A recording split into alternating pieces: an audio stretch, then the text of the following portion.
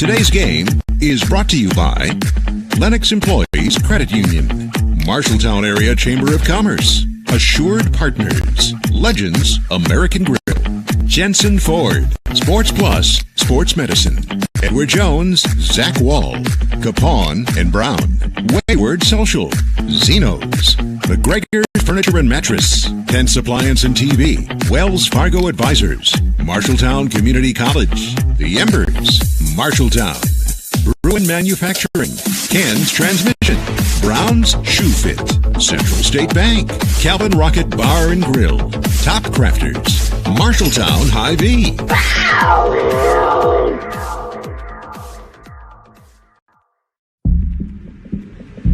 It's Super Tuesday on KFJB-TV.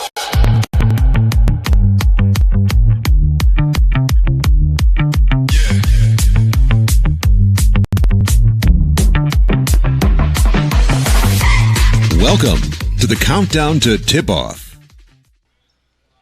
Welcome to Super Tuesday coverage. It's the countdown to kickoff right here on KFJB-TV. It is the first game of the season for the Marshalltown Bobcat girls basketball team. We're excited to be on the road with you here tonight inside the other roundhouse. Yeah, it's the STC roundhouse. I'm Brandon Lewis, Dylan Dose alongside me here tonight. Well, finally, off-season, we've been looking forward to basketball season getting here, and head coach Brian Murphy, as he comes into the season after he took over in 2019, has had their ups and downs. They went 1-22 last season out of the CIML Iowa. Now the big conference change, going to be in the Iowa Alliance Conference this year. You're starting on the road at South Tama. Very winnable game here tonight. I guess the biggest thing in your mind, off-season, now heading into this season, you know it's a young team. A lot of things that we got to figure out here, and it'll be a good test here tonight in this first game. Yeah, I'm as excited as I think Coach Murphy is to see what this team is going to look like. It is a few names that you'll remember: Sarah Huffman, Amaya Moore, maybe Ellie Hughes. You may remember her for a little bit, but really it's all different. Yeah. Sarah Huffman is going to be the leader. She's a vocal leader. She's an on-court leader. So I'm just looking to see totally different roster. Are the Bobcats going to start gelling early, or is it going to take them a while?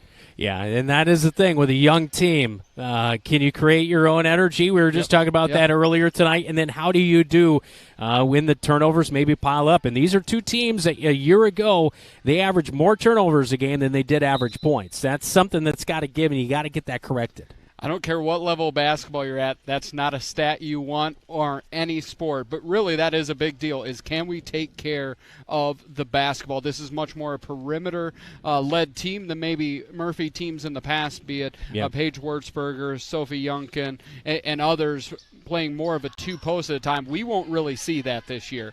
We're going to see four guards and really want to move that ball around the perimeter. Amaya Moore last year, number 13 for the Marshalltown Bobcats. She averaged nearly 3 rebounds per game, but she also was averaging at least a foul out every other game. You know, she struggled with fouls early on, but late in the season, she started to correct some of that stuff. She kind of came into her own, and I think that's the biggest thing in her junior season. What kind of step does she take coming in? Well, there's a big thing. There's an old adage, if you don't foul, you're not trying. It is, you look at bigs that come out with no fouls or whatever, it's because you're not expelling max effort. Now, we saw as the season went on, Amaya was playing a lot more defense at the front, at the top of the key, and she was hounding players and doing a good job defensively. But like you said, her propensity was once she got one foul, she had 3 in about a minute. So that's going to be a huge deal because, again, Amaya's going to be one of that post force for the Bobcats, and she needs to be on the court, and we need her defensive intensity. Hey, Coach Brian Murphy talked about that point to me the other day, just as you mentioned. The turning point was when they got their win against Ames January 4th. That's the last time the Bobcats have a win in girls basketball squad. And so looking to break that streak here tonight. But the turning point that he mentioned was when Amaya Moore would start coming up more and playing up. And so I guess how do you think they continue to take advantage of that? Because she is one of the girls that does have some size on this squad. So here's where I think being in the Iowa Alliance also plays to our favor. I was at the Drake, Iowa game, and I texted you. I was looking at the rosters like, we've called the games for 5 of these girls on D1 rosters. we won't see that same type of talent night in and night out in the Iowa Lions. We'll see good players, but having Amaya on that front side is she's going to match up more favorably athletically on that front side. And when she gets that tenacity going, and then you have Sarah Huffman as that vocal leader, smaller, I think that's going to help that defense be locked in. And hopefully, especially tonight, with a team that struggled with turnovers last year, if we can get quick turnovers and get easy buckets. Bobcats have not gotten easy buckets over Coach Murphy's tenure, and we can get them tonight. That's a big deal. One thing I love about Sarah Huffman as you bring her up is she's just a bulldog. Yeah. Well, Sarah Huffman listed at 5'4". If she's 5'4", we're 6'1". But Sarah Huffman at her size, more 5'2", 5'3", she's a very good rebounder. Yeah. And all you need to know about her personality is she's 5'2", and she's a pretty good rebounder. Yeah, that is for sure.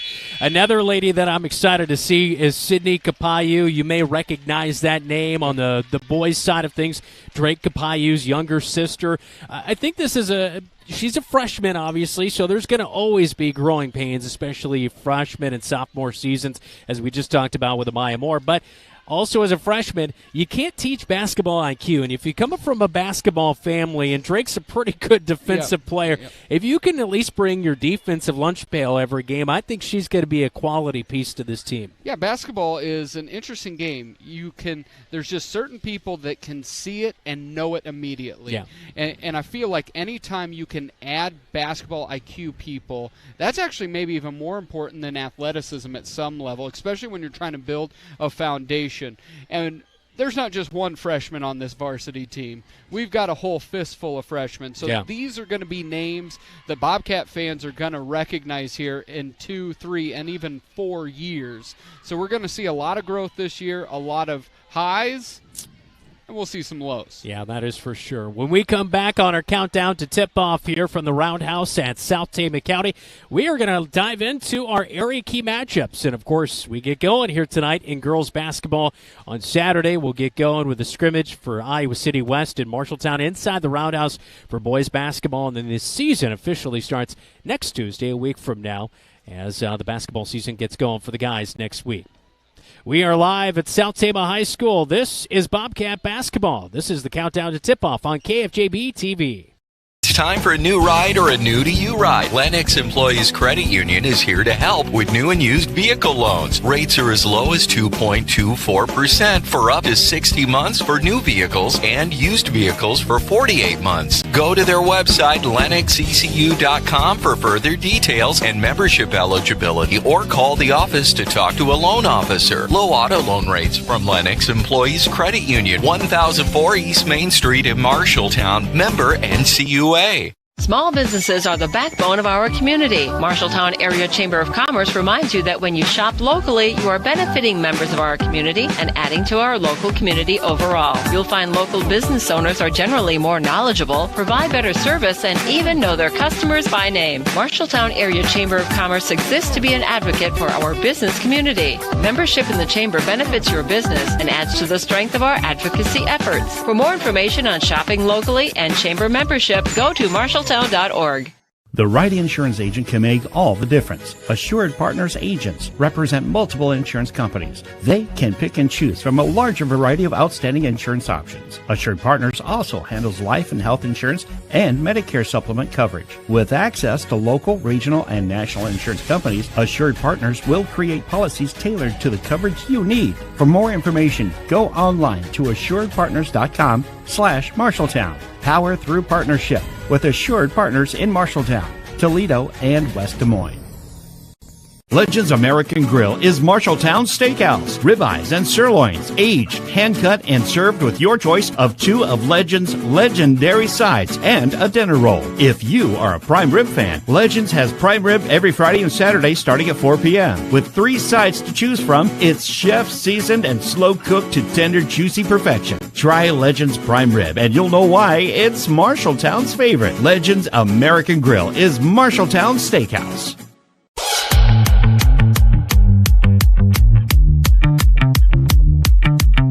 It's Super Tuesday on KFJB-TV. Welcome back in on Super Tuesday from South Tama High School. I'm Brandon Lewis, Dylan Dose alongside me as the Marshalltown Bobcats out on the court getting warmed up for our matchup here tonight. Let's take a look at some of the key area matchups around the state of Iowa in girls basketball as the season gets tipped off for a lot of squads around the state, all presented by Brown Shoe Fit in Marshalltown. And, of course, Des Moines Roosevelt, who the Cats will face off next Tuesday. They are on the road to take on Johnston. Johnston, always a tough matchup in 5A. Johnston's got a top 10 national player on that squad. They're going to be tough yet again. Yeah, that is for sure. A lot of good basketball here in the state of Iowa. I do want to bring up, Waterloo West. They are ranked in the top 25 in the entire nation, and a lot of good basketball is going to be played there in Waterloo. Yeah, they've got an absolute dominant women's team. They play it inside and out. When you're top 25 in the state, decent. Top 25 in a region, great. Top 25 in the nation, yeah, pretty that impressive. is shocking. Yeah, that is for sure. A team the Bobcats will see around the corner. Des Moines North, they're at home tonight against Ankeny Centennial. Good luck. Ankeny Centennial already 1-0 on the season. The Jaguars I think ended the season. Let's pronounce it correctly. The Jaguars. The Jaguars.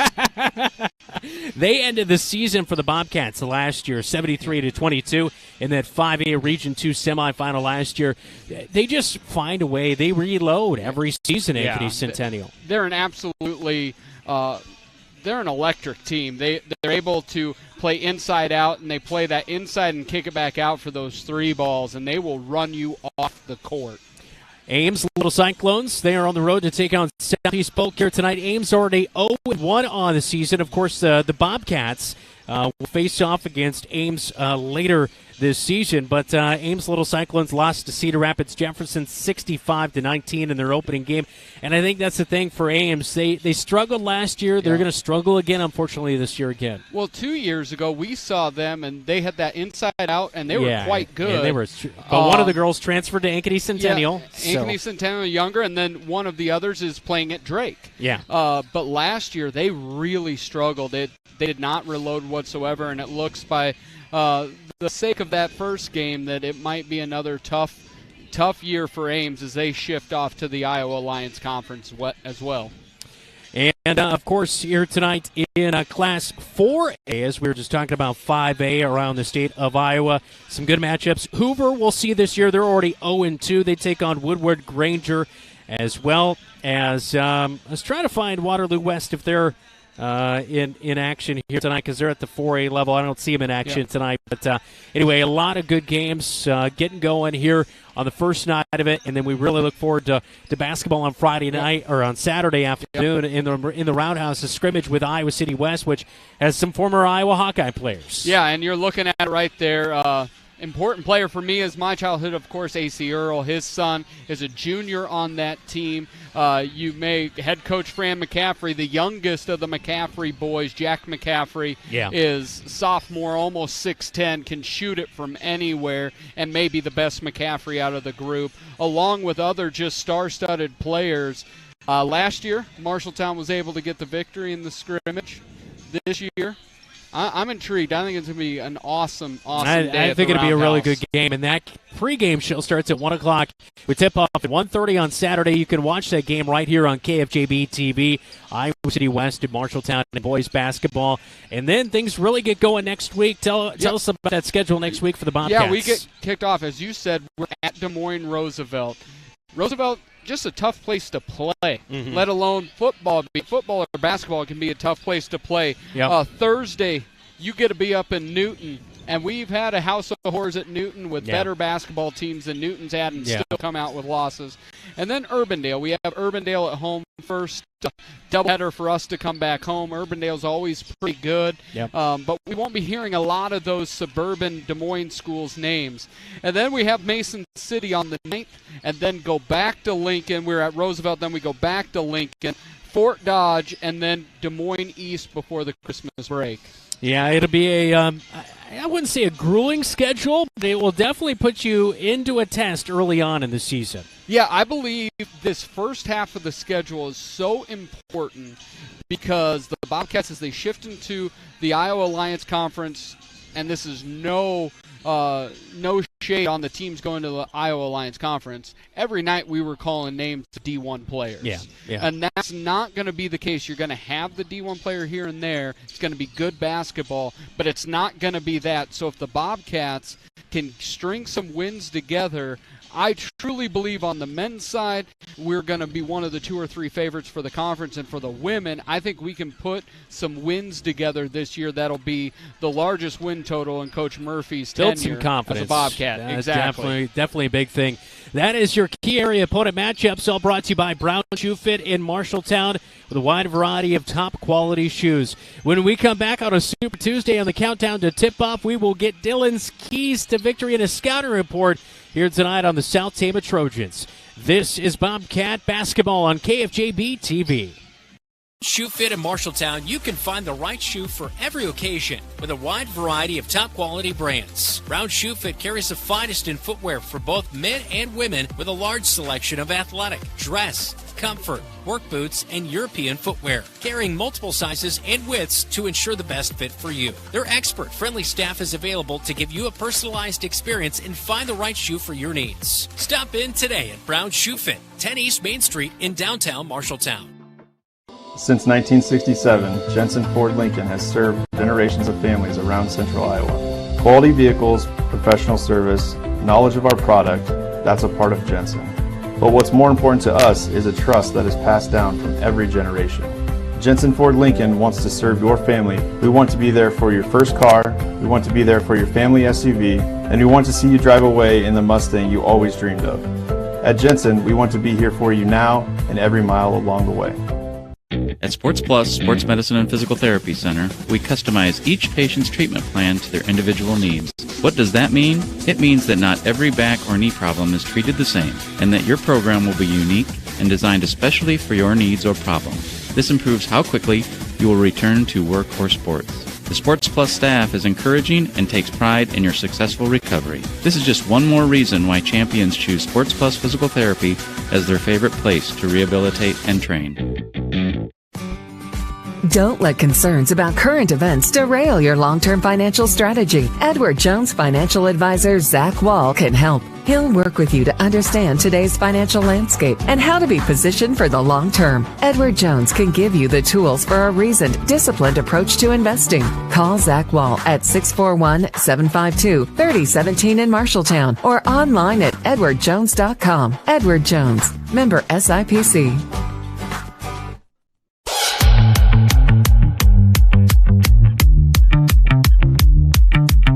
It's Super Tuesday on KFJB-TV. Super Tuesday on KFJB-TV. It's time to take a look at our scouting report on the South Tama Trojans, all presented by Bruin Manufacturing of Marshalltown. Dylan, what can you tell us about the Trojans? It's a little bit of a mystery, actually.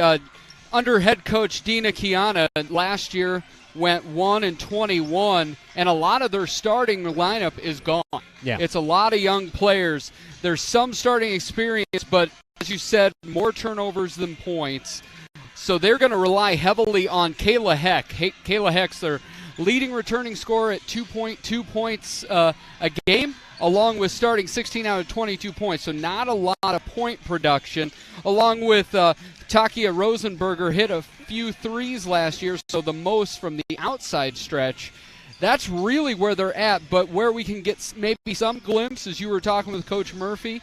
Coach Murphy was the head women's coach at Meskwaki, while Dina Kiana was the head boys coach, and they actually served on the same staff for 3 years. So we're thinking there might be some mirror happening. So what we see with the Bobcats, we may see a little bit with the Trojans. But again, much like the Bobcats, is a little bit new. It's going to be a lot of first-time players out for the Trojans here tonight. That is our pregame scouting report on the South Tama Trojans, all brought to you by Bruin Manufacturing of Marshalltown, driven to provide innovative plastic molding solutions. Coming up, when we come back, we'll get you starting lineups as the South Tama Trojans and your Marshalltown Bobcats tip off in about 4 minutes from now, right here on KFJB-TV. Manufacturing is a family-owned and operated business founded in Marshalltown, Iowa, and we have a unique approach to plastic injection moldings with our own custom in-house tool shop. Since 1949, Bruin Manufacturing has provided injection molded plastic parts for construction, industrial, agriculture, medical, sports, and recreational purposes. We are an industry-leading manufacturer of precision plastic components. To learn more about Bruin Manufacturing, visit our website at bruinmfg.com. Bruin Manufacturing is a proud sponsor of the Marshalltown Bobcats. Your home is the one place where everything should be perfect, including your air. Capon & Brown helps you achieve the perfect air you deserve with reliable, groundbreaking, award-winning Lennox products. Call Capon & Brown to hear more about how they can help you feel healthier and happier in your home. It doesn't get any more perfect than that. Call them today at 641-753-3563 or visit them online at caponandbrowninc.com. Your local premier Lennox dealer, where quality has been a promise for 48 years. Named Marshalltown's best pizza, Zeno's is the place to get delicious homemade pizza from scratch that the whole family will love. For some, it's a family tradition, and Zeno's Pizza is all about old-school family-owned pizza making. Zeno's respects tradition so much that they have had the same thin crust pizza recipe for over 70 years. There are a couple of ways to get your Zeno's Pizza. You can dine in, order online for pickup, or call 641-752-1245. Zeno's Pizza, 109 East Main Street, downtown Marshalltown. McGregor's Furniture and Mattress has your mattress. Every firmness, comfort, and support level, each at a great price. Make the investment today for a good night's sleep for years to come. McGregor's also has quality furniture for every room in your home. Beautiful, comfortable sofas, recliners, dinette sets, and office furniture to help you work and relax in comfort and style. McGregor's Furniture is proud to bring you quality furniture and great service, and they are proud to support Bobcat Athletics. McGregor's Furniture and Mattress, downtown Marshalltown, open 7 days a week. Excellent service and lasting relationships are just a few things we are proud of at Iowa Kitchen Company. We value our customers, and when it comes to designing a new kitchen, bathroom, or office space, we want our customers to get the results they're looking for. We provide quality cabinetry, craftsmanship, and design with endless finishes and styles to choose from. Let Iowa Kitchen Company guide you through your next project. Visit our showroom today at 811 Iowa Avenue West in Marshalltown, or visit our website at iowakitchenco.com. You should never have to wait after ordering new appliances. At Penn's Appliance, you wouldn't. With an incredible selection in stock and ready to install today. Our friendly team is here to help you pick the perfect set to match your style. And let our professional technicians install and set up your new appliances, often delivering the very next day. Stop in today, see all the new features, and find your new look at Penn's Appliance. For sales and service of everything appliance, go see the Pence team. You're an empty nester closing in on that retirement property. Chances are your plans didn't include mom moving in, but life happens and you do the right thing. Wells Fargo Advisors can help. For more than 125 years, we've created wealth management and investment strategies aimed at achieving our clients' personal financial goals. When retirement means caring for yourself and a loved one, turn to Wells Fargo Advisors. Together we'll go far. Wells Fargo Advisors is located at 14 East South Ridge Road in Marshalltown. Call them at 641-752-5401. They're a member SIPC. There's a city within a city not far from here. The city includes a beautiful apartment building with indoor parking, a chapel, a movie theater, a swimming pool, exercise and recreational facilities, putting greens, and more. The city isn't really a city, but it is a wonderful place to live. Make friends and live your best life. It's the Embers Retirement Community in Marshalltown. The Embers provides security, independence, and companionship. Beautiful grounds outside and lovely studio, 1- and 2-bedroom apartments inside. See it for yourself. The Embers in Marshalltown. Super Tuesday on KFJB-TV is brought to you by Lennox Employees Credit Union, LennoxECU.com, Marshalltown Area Chamber of Commerce, Marshalltown, more than ever. Assured Partners, power through partnership. Legends American Grill, Marshalltown Steakhouse. Jensen Ford, with you every mile along the way. Super Tuesday from the STC Roundhouse in Tama, Toledo. Great to have you along here on KFJB-TV. I'm Brandon Lewis, Dylan Dose alongside me. Both teams out on the court getting ready with the starting lineups. Let's get to our starting lineups here tonight as we start off with your Marshalltown Bobcats. Number 4, Sarah Huffman at the guard spot, averaging 2.3 points per game last season. She is a captain and a junior. Number 10, Aubrey Tejada, 5'5" junior, limited minutes last year. The guard will get some playing time here tonight and start. Aniston Borsch will start, number 11, a 5'5" junior, did not play at the varsity level last year. Number 13, Amaya Moore. She continues to grow, a 5'9" junior and a captain on this squad. Didn't average a whole lot points-wise last year, but did average nearly 3 rebounds per game. And number 41, Sydney Kapayu, rounding out the starting lineup, a 5'8" freshman and a forward for the Marshalltown Bobcats. All right, let's go over to the other side of things for your South Tama Trojans here tonight out of the WAMAC West. Behind Dina Kiana, head coach. Number 4, Jeanette Cervantes. Average 0.4 points per game. She's a sophomore and a forward this year. Kayla Heck, as Dylan alluded to, she returns 2.2 points per game, 2.6 rebounds per game, a junior and a forward. Takia Rosenberger, 1 point per game and a junior last year. Number 20, Sophie Shakahuzi, 0.6 points per game, a sophomore and a guard. And Zira Kapayu, we tried to ask the Kapayu family. They could not confirm whether it's a relation to the Kapayus of Marshalltown, but she is a senior, averaged 2 points per game last year and was a forward for this South Tama Trojan squad. So that is the starting lineups. Both these teams struggled to put the ball in the hoop last year. South Tama Trojans average 16 points per game. Your Bobcats, 24. Tip-off is next on KFJB-TV.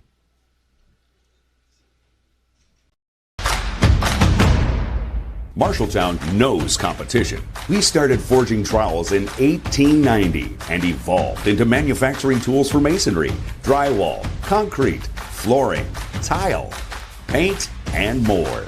Today, we're still going strong. Marshalltown strong. As a worldwide leader in manufacturing, we crush the competition. We believe in our community and are proud to support Bobcat Athletics.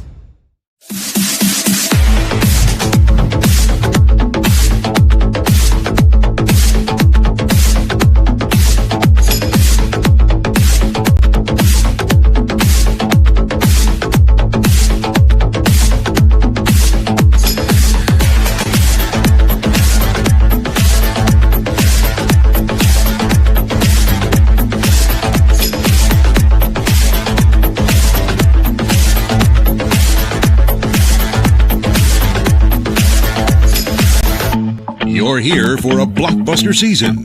The home for Bobcat Athletics for 100 years. It's Super Tuesday on KFJB-TV.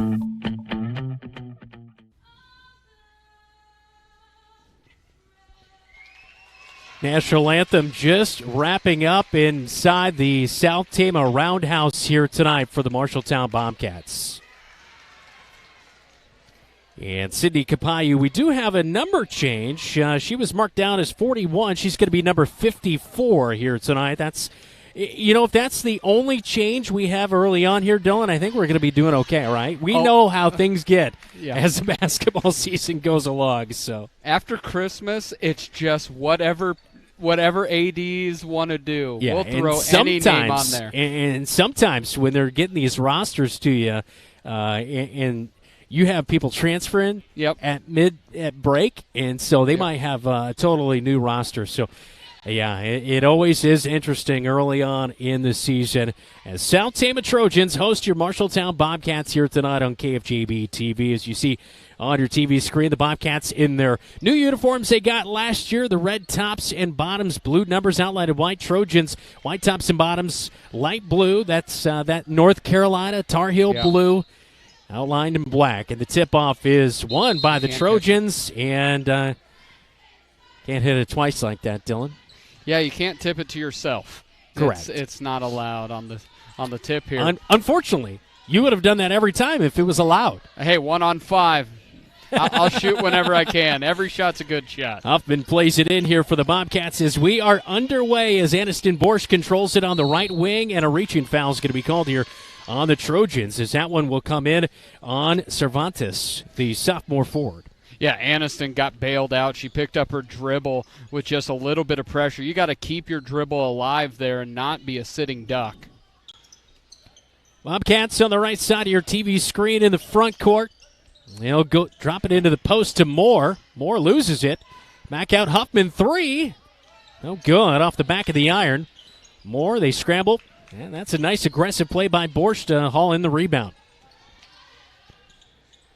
There's a nice little jumper from the near side of the court. Drops it in. Huffman puts the Cats up 2-0. Yeah, Sarah did a great job. Pump fake. Took 2 dribbles. Settled for that 10-footer and knocked it home. Love her aggressiveness so far. The Bobcats continually attack that glass. When you're aggressive on offense, good things happen. Unfortunately, the first foul of the night on Amaya Moore as South Tama trying to get into the front court. Now a scramble for it. Moore's going to come up with it, but the Trojans win it back, and Huffman's going to go track it down in the backcourt, and she'll bring it up court for the Bobcats. It'll be interesting to see this offense and who they really go through. I know we talked about Moore and Huffman, the 2 mainstays, but who else outside of that, Dylan? I really am interested in that post position of looking at Sydney Capayu, watching her in early on. Now she's on the post, little hook. That's a nice little play. I mean, freshman, it's that basketball IQ, man. I'm telling you, 4-0, Cats on top, and South Tama out of control in transition. Capayu, unfortunately, going to pick up a foul here in transition. That's kind of not her fault directly, and it's kind of when you kind of got caught in the middle. Yeah, 2 things there. We talked about freshman. You're going to see highs and lows. And that high is get her on the post. Nobody can touch her in the post. She's got good size, able to just turn around, put it in. On defense, overly aggressive, put herself in a bad situation, and picked up the quick foul. All right, coming up, we'll see what Dylan's watching for here tonight. That's South Tama High School as the Trojans control it on the left side of the TV screen here. They'll try to save it out of bounds, and the Bobcats. All right, Dylan, so what are we watching for here tonight? For the Bobcats, we're watching for new beginnings. It's new beginnings, a new look. Offensively, we look much, much different, playing 4 out, 1 in. And then I'm even looking at what's new beginnings of the shot clock. We haven't talked about that yet. Yeah. It's the 35-second shot clock. We'll see across high school in the state of Iowa, first state in the nation to do it across the board. So just interested. Now when we go to South Tama, what the heck, right? It's like, what are we going to see? Kayla Heck is there returning. What can she do? What kind of effort does she give to help the Trojans here tonight? Tejada, baseline drive. No go on the shot, comes up short. Here come the Trojans back down to the other end. Really haven't figured out what kind of offense they're running here. Kind of a scramble drill early on. Ooh, deflection and a bucket. That'll count.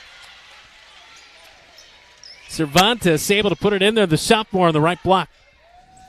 Yeah, she was just kind of got it right there. Bob, they really aren't playing a whole lot of offense as Sydney gets another easy bucket for her 4th point of the night. That's the key to this season, I think, is having a post player down low. You know, we saw Paige Wurzberger get injured, and then she finally was able to work her way back last year, and she made a difference inside there. You see Sydney with a little aggression on her face, as that's one lady. For a freshman, she's got good size that, you know, she might intimidate a lot of opposing teams. I've seen 2 minutes and 21 seconds, and I love what I see so far. Timeout on the floor, 5:39, first quarter. This is Bobcat Basketball on KFJB-TV.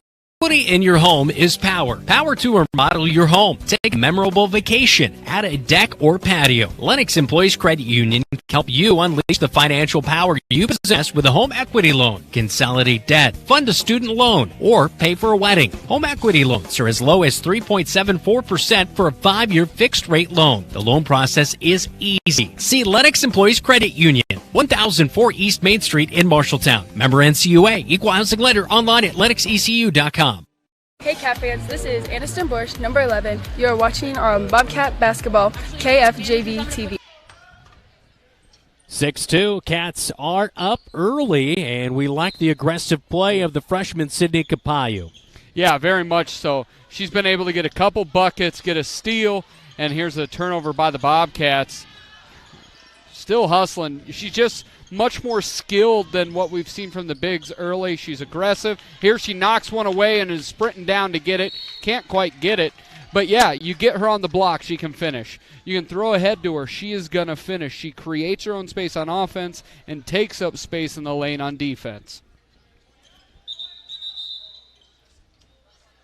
Officials sorting out who the ball's going to be here, too. I think it should be Bobcat basketball. They're going to check on it here with this 3-man crew.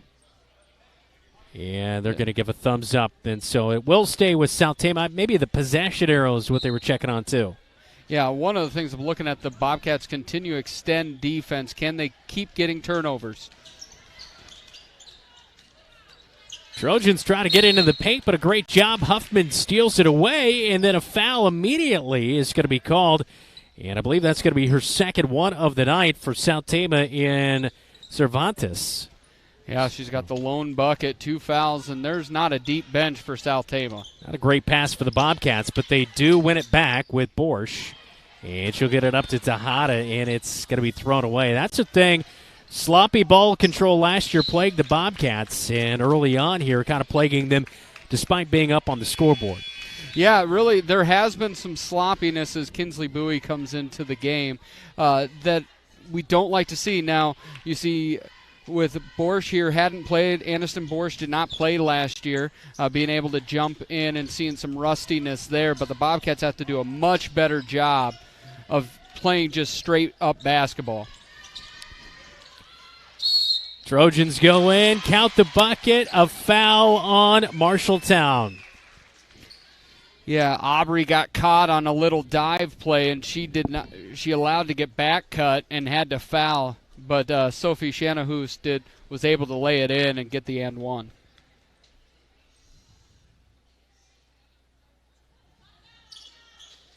Free throw is no good, but they get the rebound, and the putback is no good, and a foul of Bobcats.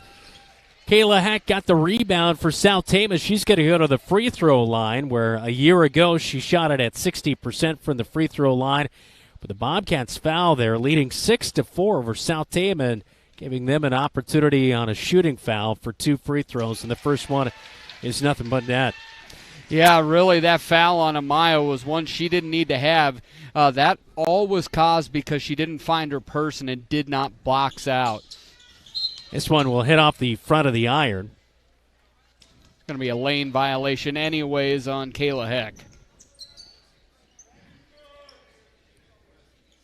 6-5 the score. Bobcats inbounding baseline. And they'll get it into Huffman, who pushes it up quickly to Kapayu. Couple of really nice passes, and Amaya Moore sneaks right past the defense and gets her first bucket of the season. I don't want to be a broken record. Sydney's going to help a whole lot. Yeah. Like, you see everything when she deflects a ball out of bounds, going with the opposite hand and knock it away, not to pick up a foul. Get the ball in transition. Have the mind to look ahead, not even take a dribble, just get that thing right up. And you were saying at the Rockets at the Roundhouse, you saw Bobcats get it in 2 passes, full length, laying it up. Millie Heitman, Georgia Jansen. Yeah, that was in their jamboree they had last week, where I thought they got off to a nice start with a couple quick passes. Jansen picks it up. Kapayu gets it. Bowie over midcourt. Now feeds over to the right wing to Huffman. And she kind of backs out. Heitman was wide open. She forced it into the paint, back out to Heitman. Being a facilitator. Good passing, though, early on here. Nobody home as driving in was Kapayu, but Bowie's going to be out of bounds on the near sideline. So turnover on the Bobcats with just about 4 minutes to go in this opening quarter, leading 8-5. A little sloppy, but at least you have the lead. Yeah, what the Bobcats have done well when they haven't turned over the ball, they've executed well. But when South Tama's been able to beat that press, they then get 3-on-1 runs. It's either layups or fouls, and South Tama returns to the free throw line.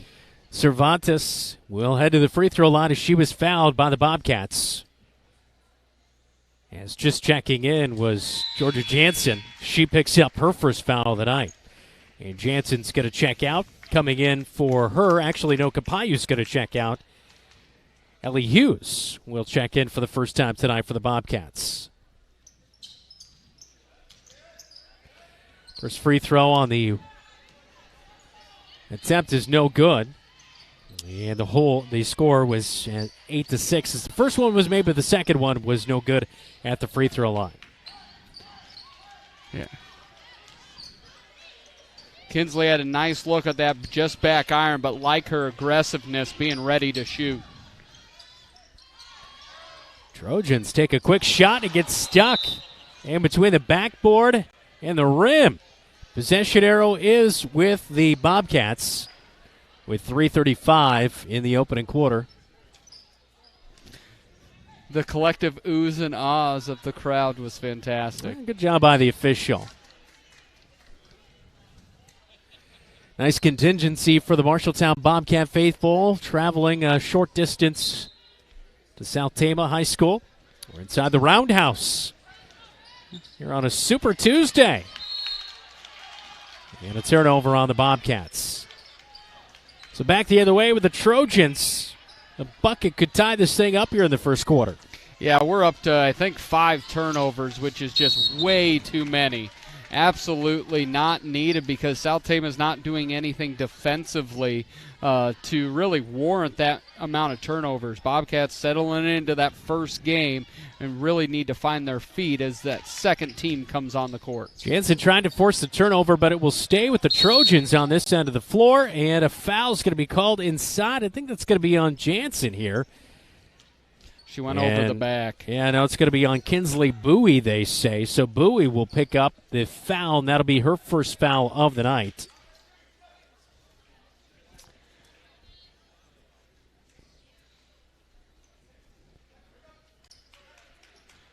Bobcats up 8-6. Kind of a key moment right here. Trojans haven't had a whole lot of momentum, but they've been at the free throw line for half the quarter, it seems like. Yeah. They drop it down inside and then don't do anything with it. Oh, that was not a 3. He was right on the line. That was a 2. She had her heels on the line. Yeah. That is craziness. Yeah, definitely not a 3 right there, but they will count it for Shakahuzi. And that will be a 3 as she's got 5 points in the game with a couple of made free throws as well. So anyway, yeah, that was missed right there as easily see she kind of stepped in on that one well inside the three-point line. I think she had one heel on the three-point line. Everything else was inside of the three-point line. Huffman gets it. Bobcats lose it, turn it over here. And again, that's a problem. A lot of turnovers early on here tonight. Baseline jumper's no good for South Tama. Jansen with a rebound. Clear out to Bowie. Bowie will bring it up court into the paint. Heidman can't do anything with it. Bowie takes a jumper just outside the free throw stripe. Jansen put back, count the bucket. She'll go to the line to add one for a three-point play as the Cats go up 10-9. Great job. It was getting that offensive rebound, putting it back up, hit off the elbow. Nice job by Jansen being able to come through. The freshman getting her first bucket at the varsity level has to feel good, get your nerves settled down. They're not going to call. Wow, they're going to say that was on the floor. That was almost instantaneously. She hit her on the elbow as she was shooting. 3 from the right wing was no good. By Hughes. And back in transition go the Trojans. That's early on for the officials as well. Turnover on the Trojans up to Bowie. And off of Bowie's leg. And a reach-in foul is going to be called here on the Trojans. Yeah, this is where in the initial part is Coach Murphy's always a pretty subdued guy, so not getting too much of an earful. I think if this was a guys' night, we may see Coach Apple start to turn that red delicious red on those because there's been a couple big misses here early that have cost the Bobcats points. Free throw is missed by Bowie. And back the other way they'll go as Bobcats are in the bonus now. And the Trojans will take the lead back. The press has not been incredibly effective in this second half of the first half because what it does, it causes the defense to be imbalanced and we end up getting fouls or bad matchups in the post. Scoring the bucket was Arrow Lyons, and she got her first bucket of the season. And she'll get the rebound right here. And back the other way, the Trojans will go to work with it into the paint, and a reach-in foul is going to be called. Boy, quick whistle here tonight. I think that's going to be on Bowie. And Not seeing the number that they ruled that on. Did he mark 4 for Sarah Huffman? I'm not sure. It's number 4. It's on Sarah. So Sarah Huffman will pick up the foul for the Bobcats. She'll check out. Back into the game for the Marshalltown Bobcats. Aniston Borsch, as well as Sydney Kapayu back into the matchup. Yeah, Bobcats really struggled when Sydney went to the bench. Bobcats were up 8-4 at that time. It's now 11-8. South Tama. It really has been sloppy without the freshman forward in there. Free throw is no good by Rosenberger, but the rebound was brought in by Earl Lyons. And then a reach-in foul is going to be called on the Bobcats. And South Tama is now in the bonus here, so 1-1 situation. That is 18 fouls in the first 6.5 minutes of play. We're averaging more fouls than there are minutes off the clock. That is not a good omen. Lyons with the free throw. It is good, and it's a 1-1 situation. Everybody else was running back down the court, so Lyons will earn the extra free throw here. And Lyons is not afraid to shoot when she gets on the court. She shot over 100 times, the most of any returning player for the Trojans. Misses the second free throw and a travel as the Trojans were trying to win back the ball off the missed free throw. Bobcats got to box out better on rebound and free throw attempts here. It's definitely been a bugaboo along with those turnovers. Right, Amaya picked up her second foul because of it. And it's all, as Ellie Hughes almost gets one, it's all based on sloppiness of not having balance. It's happened on rebounding where they're not finding their person to block out. It's happened in defensive transition where they're lunging and not playing defense. Yeah, lunging right there in the paint as Trojans work it down. A 3 right wing pops in and out. No good for the Trojans. Nice rebound by the Bobcats as we hear an errant horn as Hughes got the rebound. They'll let play go. 3 left wing by Bowie's no good. Kapayu trying to hustle, get the rebound. It's going to be off of the Trojans and back the other way. Yeah, I do like the ready to shoot, but I think especially with Sydney Kapayu in there, I'd like to see him dump it down and get the easy bucket. There's been nobody that can guard her. Baseline runner and kind of hip checked right there, but Ingawana was able to get the bucket for 2, and the Trojans all up 14-8 and back the other way. The Bobcats will foul, and that will send the Trojans to the free throw line in again as Kapayu will pick up, that's going to be Bowie's 3rd foul of the night. Yeah, if she's her hyper-aggression will be good, but you have to be able to calm that down. You have to be able to govern that. And right now, she's 0 to 800 miles an hour at all points. Heitman will check back in for Bowie, who checks out. Free throws missed. Heitman gets the rebound. She'll bring it up the near side of the court. Good court awareness. Down into the left block. Fadeaway jumper is no good by Borsch. And South Tama with the rebound with 7 seconds to go in this opening quarter. Trojans lose it out of bounds. Bobcat basketball with just 4 seconds to go here in the opening quarter. Yeah, Bobcats got lucky on that. I think that was probably a foul. But the Bobcats have just made a lot of poor passes trying to pass across court, not finding the easy bucket. The clock started running, even though nobody had touched it. And so it should be 4.1 seconds on the clock.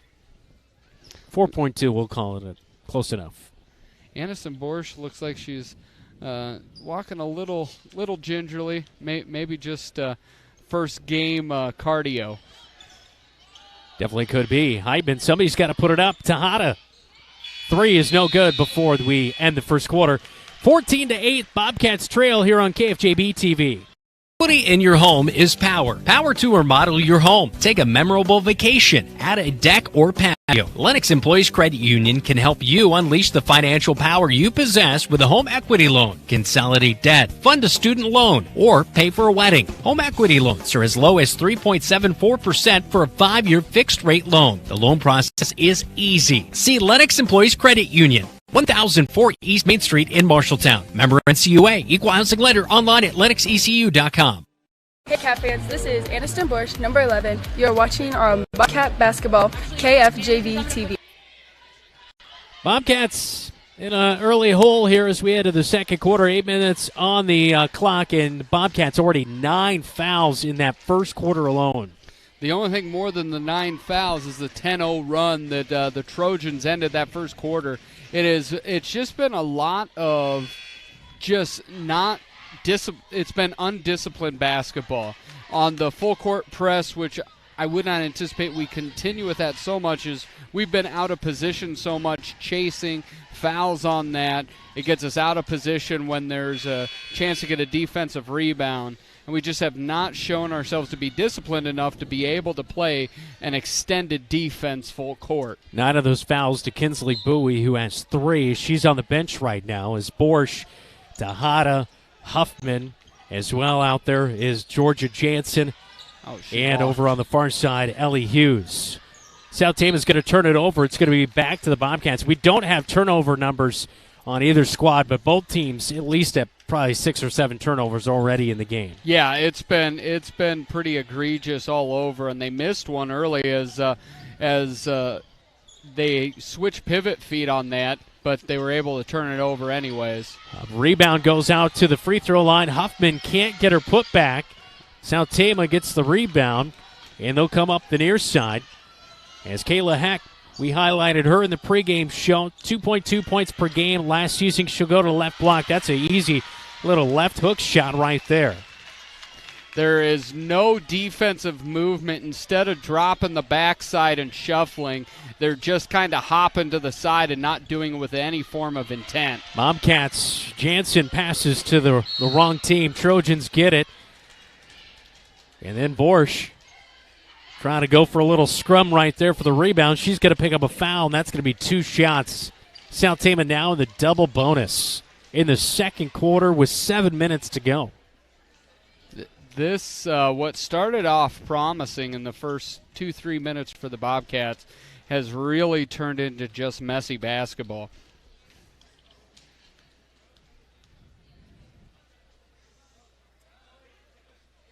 Is that something that's going to plague you all game long?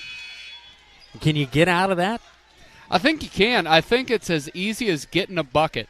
It's as easy, it really is. They have not scored for about 4 or 5 minutes of game time. And it really comes down to you see that ball go in the air or go in the hole, things start to settle down for you.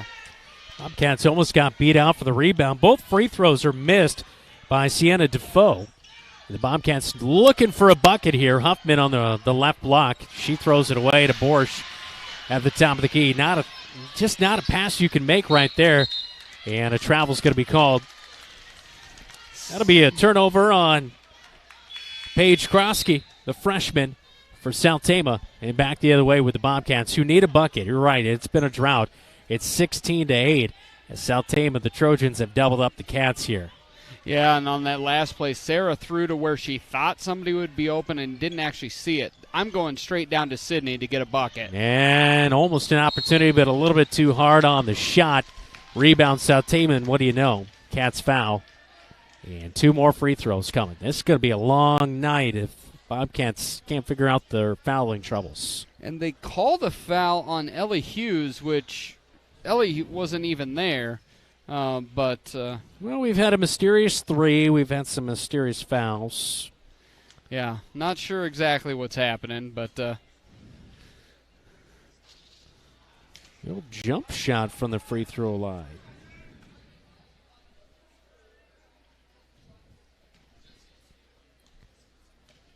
First free throw, no good for South Tama. And the second one will pop in and out just like it did last time at the free throw line for Defoe. Campayu, a head bob and a fake and a reach in. Boy, the other way. Defoe's going to pick up a foul now. And Sydney Campayu will head to the free throw line. It's a 1-1. Yeah, she's got a little bit of the shimmy. She's got a little bit of the kind of that basketball swagger, which you can't have too much of. We've talked a lot about basketball IQ. Tie basketball IQ to size and skill. I think Sydney's going to be a good one. First free throw, no good, but Hughes gets the rebound, put back, and it's good. Counted for 2, and Hughes with her first bucket of the season. That'll break a scoring drought, and Bobcats back within 6. Nice job by Hughes getting the offensive rebound and just getting that clean bucket. Baseline. Over the back. Yeah, that's going to be a push from behind and back the other way. Going for the rebound. And that will be a 1-on-1 situation for the Bobcats, as Borsch will be the one heading to the free throw line with 6:07 to go. And so, as we mentioned, she did not play at the varsity level last year, Dylan, so don't have any stats to go off of. But this is kind of a learning game for everybody involved. I mean, a lot of teams early on. You can have teams. I look like Iowa State. They went to the Sweet 16 last year. They struggled really early on in the season. Sometimes you struggle to find your identity here as Borsch misses the free throw, trying to get the rebound, and now commits a foul. The 11th team foul on the Bobcats, and right there on Borsch, that's going to be her second foul of the game. Here's how bad the foul issues are. Kinsley Bowie's going back in with 3. With 3 fouls. Yeah. That's where we are right now. And we have pretty much, I think, we've cleared the bench, I think, for the most part. Yeah, it's come to most have played, and it really comes down to, as you look at it, is I think Coach Murphy has to call people off. You cannot extend this defensive pressure. 1, it's not working, and 2, it's just killing fouls. Kayla Heck drops in the first free throw. She's 2 of 3 at the stripe tonight. South Tama on top, 17-10. Make it 18-10. Well, she moved before. Lane violation on South Tama, so the free throw will not count, and we will remain at 17-10. After the Bobcats on the last possession broke a 12-0 run for the Trojans. See if we can just piece something together here as Trojans tip it out of bounds right in front of the Trojan bench. That was almost a turnover on Huffman, but really that comes with Millie Heitman. Has got to come to the basketball and shorten the length of that pass. Bobcats fight for the rebound. They get beat out on it, though, as Lions got the basketball. They'll bring it up far side of the court. Tipped out of bounds, and it's off of South Tama last. Yeah, it's you have got to get it into the hands. And Coach Murphy wants a lot of pass and replace. This is a motion offense. It's not really set up to go to one person over the other. But when we see here is you've got to look at that matchup in the post. I really want to feed the post, get it on the block where we've had some success, both with Ellie Hughes and also Sydney Capayu as well. Capayu gets it, left block turnaround, no good. Tahada tried to swipe for the rebound, couldn't get it. South Tama gets the rebound, hits the deck, and now a travel's going to be called on Ingawanup. And it'll be back to the Bobcats baseline as the Bobcats will pass it in with Heitman on the right side of the baseline. Capayu, last 2 times down on the post, she's had position, and she just rushes it. I think as she gets older, she'll be more patient and understand she has the defender on her hip. Amaya Moore's checked back in. Bobcats gets it to Bowie. Right wing 3 is off the iron, no good. Rebound, though. Back inside, Amaya Moore with a putback. It's no good off the bottom of the rim, and the Trojans get the rebound. Couple of opportunities, just couldn't get it to go. Great pass by Millie Heitman into the post, and we get a carry on the Trojans. It's Thanksgiving. Yeah. Going into Christmas, the season of gift giving, I feel like the Trojans have tried to give us all these gifts, and we keep returning them. That is, definitely true. Last year, South Tama 27 turnovers a game. Bobcats with nearly 24 turnovers a game. That's the one thing the Bobcats got to really cut down on. Turnovers. You get up around 15 to 20, you're not going to be in a lot of games. That's just going to be too many right here as the Bobcats have one tipped away. And Lyons has come in off the bench, number 40 for the Trojans, and made a difference. She scored a couple buckets and been a defensive rebounder on that side of things. And a reach-in foul is going to be called on the Bobcats as Huffman will pick up the foul. That'll be your second foul of the night with 4:35 to go before halftime. Bobcats trailing by 7 here on the road. That's going to be a foul every single time. Sarah Huffman was playing with her hands on the opponent's hips, on Kayla Heck's hips. If you're going to play defense out that far, you've got to drop your rump, and you have got to play with your arms out. You cannot play grabbing the defender. So Heck drops in the first free throw. And the second free throw is off the back of the iron. Kapayu with the rebound for the Bobcats. Quickly back the other way. Bowie gets it, swings it over to Moore, left wing, and back to the top of the key as the Bobcats reset. And what looks to be a zone defense here, Dylan. Yeah, they've switched it up a little bit. Trojan have played a lot of zone here early, but you'd like to see, I would have loved to seen with Sydney on the top of the key when Kinsley threw it to her, to throw it right back to the shooter, right in the shooting pocket to get an open three. Jump ball awarded to the Bobcats with 4:19 to go before halftime. This one tipped out on the Trojans. It will stay with the Bobcats on the right side of your TV screen here on KFJB-TV. I'm Brandon Lewis, Dylan Dose alongside me. Thanks for watching on YouTube, streaming with us on your big screen TV at home as the Bobcats pass into Heitman. Turnover, Trojans. Heitman hustles back, though, blocks the shot, and no good by Shuckahoozy.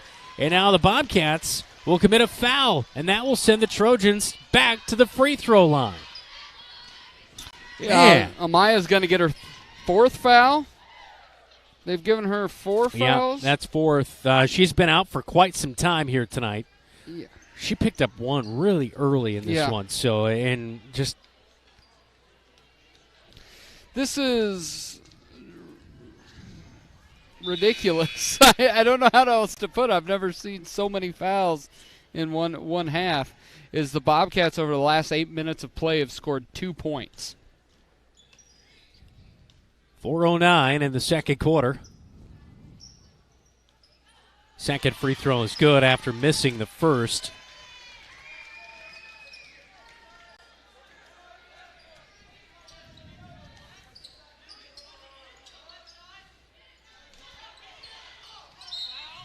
Georgia Jansen was hip-checked right there, and that's going to result in a foul and free throws to come the Bobcats' way as committing the foul Arrow Lions. And nice job, pump fake. Went to get around, definitely a body check. See if she can, she kind of got robbed of the and one earlier. See if she can get her first bucket here. 5'11 freshman misses the first one off the back of the iron. Just a little strong. Stroke's not bad. Left-hander. A big that's left-handed. Can never have too many of those. No, that's for sure. Free throws missed, but the Bobcats got the rebound. Hustling out was Jansen to get her own miss. And Kampayu had it knocked away by the Trojans. 3:51 in the second quarter. That's why I told my wife, she's tall gal, lefty, southpaw. Right. She was always trying to shoot them threes. I said, you need to be working down in the paint. Yeah. I bet Chris has pretty sharp elbows. She could have messed it up inside. She's got a good shot, but again, you can't waste that height, you know? Well, you know what? 5'10"? It's the shooter's disease. No matter how tall you are, everyone wants to be Steph Curry, right? I don't care if you're 7'1". I don't care if you're 6'1". Everybody wants to be dropping threes. Kabayu fouled. She'll head to the free throw line for the double bonus free throws, and the Bobcats can't buy a bucket or a free throw here tonight. Bobcats now 0 of 5 at the free throw stripe. Oh, my gosh. Second one is no good as well by Kapayu. So Kapayu with 4 points in the game. Trojans got the rebound. They lose it out of bounds. Heck couldn't contain it. Yeah, Kapayu immediately on defense is looking to get a hand in the passing lane and again knocked it away and off the foot of the Trojans. Huffman controls it, swings at top of the key, almost tipped out of there by the Trojans. Bobcats still trying to work around with it. Huffman scrambles for it, gets it back, kicks out. Heitman near side. And now a forced shot inside. Good thing Kapayu was there to gather the ball back. She puts it back towards the iron. Couldn't get the shot to go. She has 2 free throws coming here, but the Bobcats, again, 0 for 6 at the stripe here tonight. It's not been a good shooting night as the Bobcats trailing by 9 before the halftime break. Got one. That's all it takes. There we go. Capayu with her first varsity free throw made. She's 1 of 3 at the line tonight. One thing the Bobcats are really struggling with on the offensive side of the court is they're playing half the court. They're not getting that extra swing pass to move the zone defense. Rattles in the second one. The Bobcats last year, a 53% free throw shooting team, so not excellent, but not even at 50% here tonight. But Capayu helps out right there, putting on some pressure in the backcourt. Bobcats, Jansen taps it away out of bounds by the Bobcat bench. It will be with the Trojans. Good pressure in the backcourt right there. I mean, that's one thing, though. If you can continue to do that and put other teams in some high-pressure situations, it'll pay up, but you also can't be turning over like that, or else it kind of makes your pressure irrelevant, yeah. I guess you could say. And right now I'm a little bit better instead of that full court. They're playing an extended half-court kind of pressure, and it is producing some turnovers, but again, I'm nervous with the fouls. The fouls just on for the Bobcats so far. 2:49 to go. Second quarter timeout by the Trojans on KFJB-TV. Businesses are the backbone of our community. Marshalltown Area Chamber of Commerce reminds you that when you shop locally, you are benefiting members of our community and adding to our local community overall. You'll find local business owners are generally more knowledgeable, provide better service, and even know their customers by name. Marshalltown Area Chamber of Commerce exists to be an advocate for our business community. Membership in the Chamber benefits your business and adds to the strength of our advocacy efforts. For more information on shopping locally and Chamber membership, go to marshalltown.org. Hey Bobcat Nation, this is Aubrey Tejada, number 10. You are watching Bobcat Basketball on KFJB-TV. Super Tuesday on KFJB-TV. I'm Brandon Lewis, Dylan Dose alongside me as we are inside the roundhouse at South Tama. Trojans can't get a shot to go. Bobcats will push it up from left to right into the front court. Huffman right wing. As the Trojans took the timeout there with 2.5 to go before halftime. 3 right wing, no good by Huffman, but Georgia Jansen, she's impressed, rips that ball out. Bobcats back inside. What a great play right there. Is finally getting the play is Capayu for the jumper inside. One thing, Millie Heitman has played really well in this last stretch. She has a ton of length, has some point forward skills. She got the assist down to Sydney there, but she brought the ball up. She has a lot of length on the front of that defense. I think there's quite a bit of to like about both freshmen in Sydney Capayu, but also Millie Heitman as well. Yeah, really like Georgia Jansen, the freshman as well. She's done some good things. Getting a tough rebound on that last possession at the free throw line. It is Zira Capayu, a senior, and she put in the first free throw here tonight. That is her first attempt as the Trojans up in this one, and the second one is good as well. So it's 21-14, 7-point lead. Yeah, Bobcats were down. It was 18-8. Bobcats have done a better job here in the second half of the second quarter. Heitman inside. Yeah, great pass right there. Couldn't get it, though.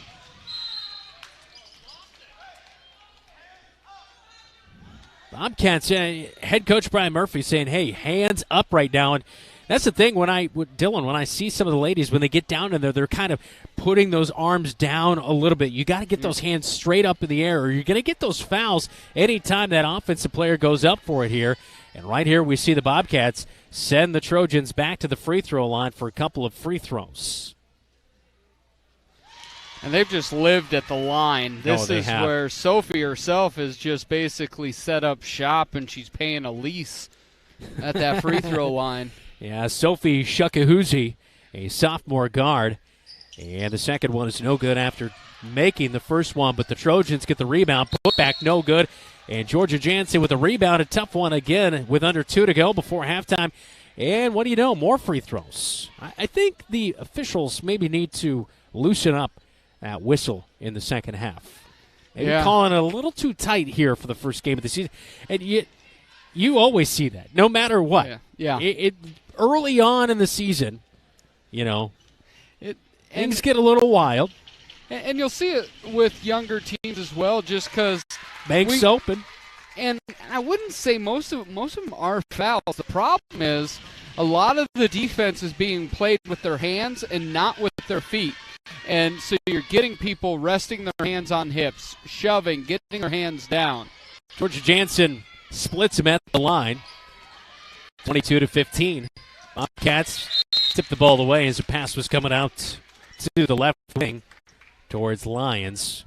And it'll be baseline left side as Belle Johansson, the sophomore, will look to pass in. And she almost threw it away as Heitman picked it away and then couldn't gather it in. Looks like a 2-3 zone defense for the Bobcats here in the second quarter. We'll drop it in.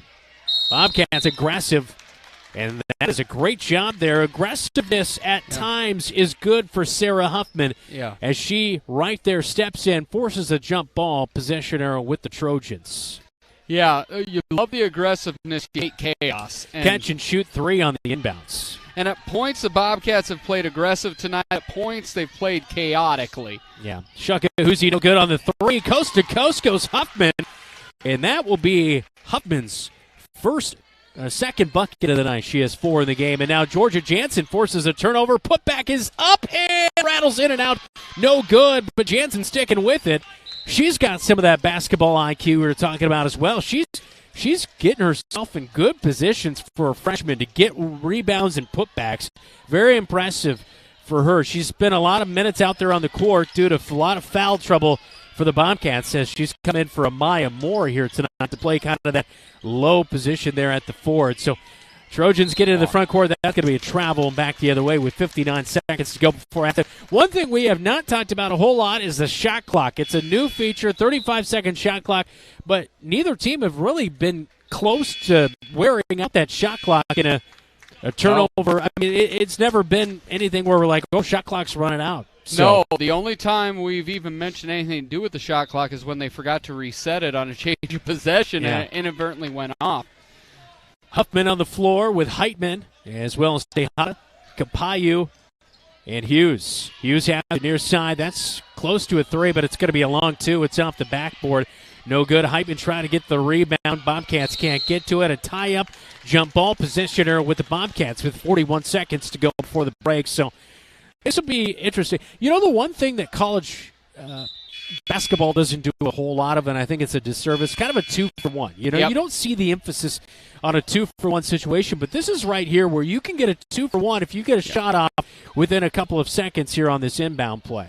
Yeah, you almost want to see something where Sydney opens up in front of the basket because you're exactly right. You see it at the NBA level, not as much at the college level.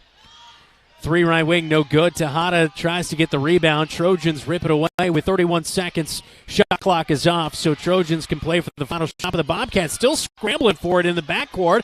And now they get it. There you go. Bowie, layup. Oh, comes up short right side. Trojans with the rebound and a foul. And Bowie's going to be, I believe, out of the game.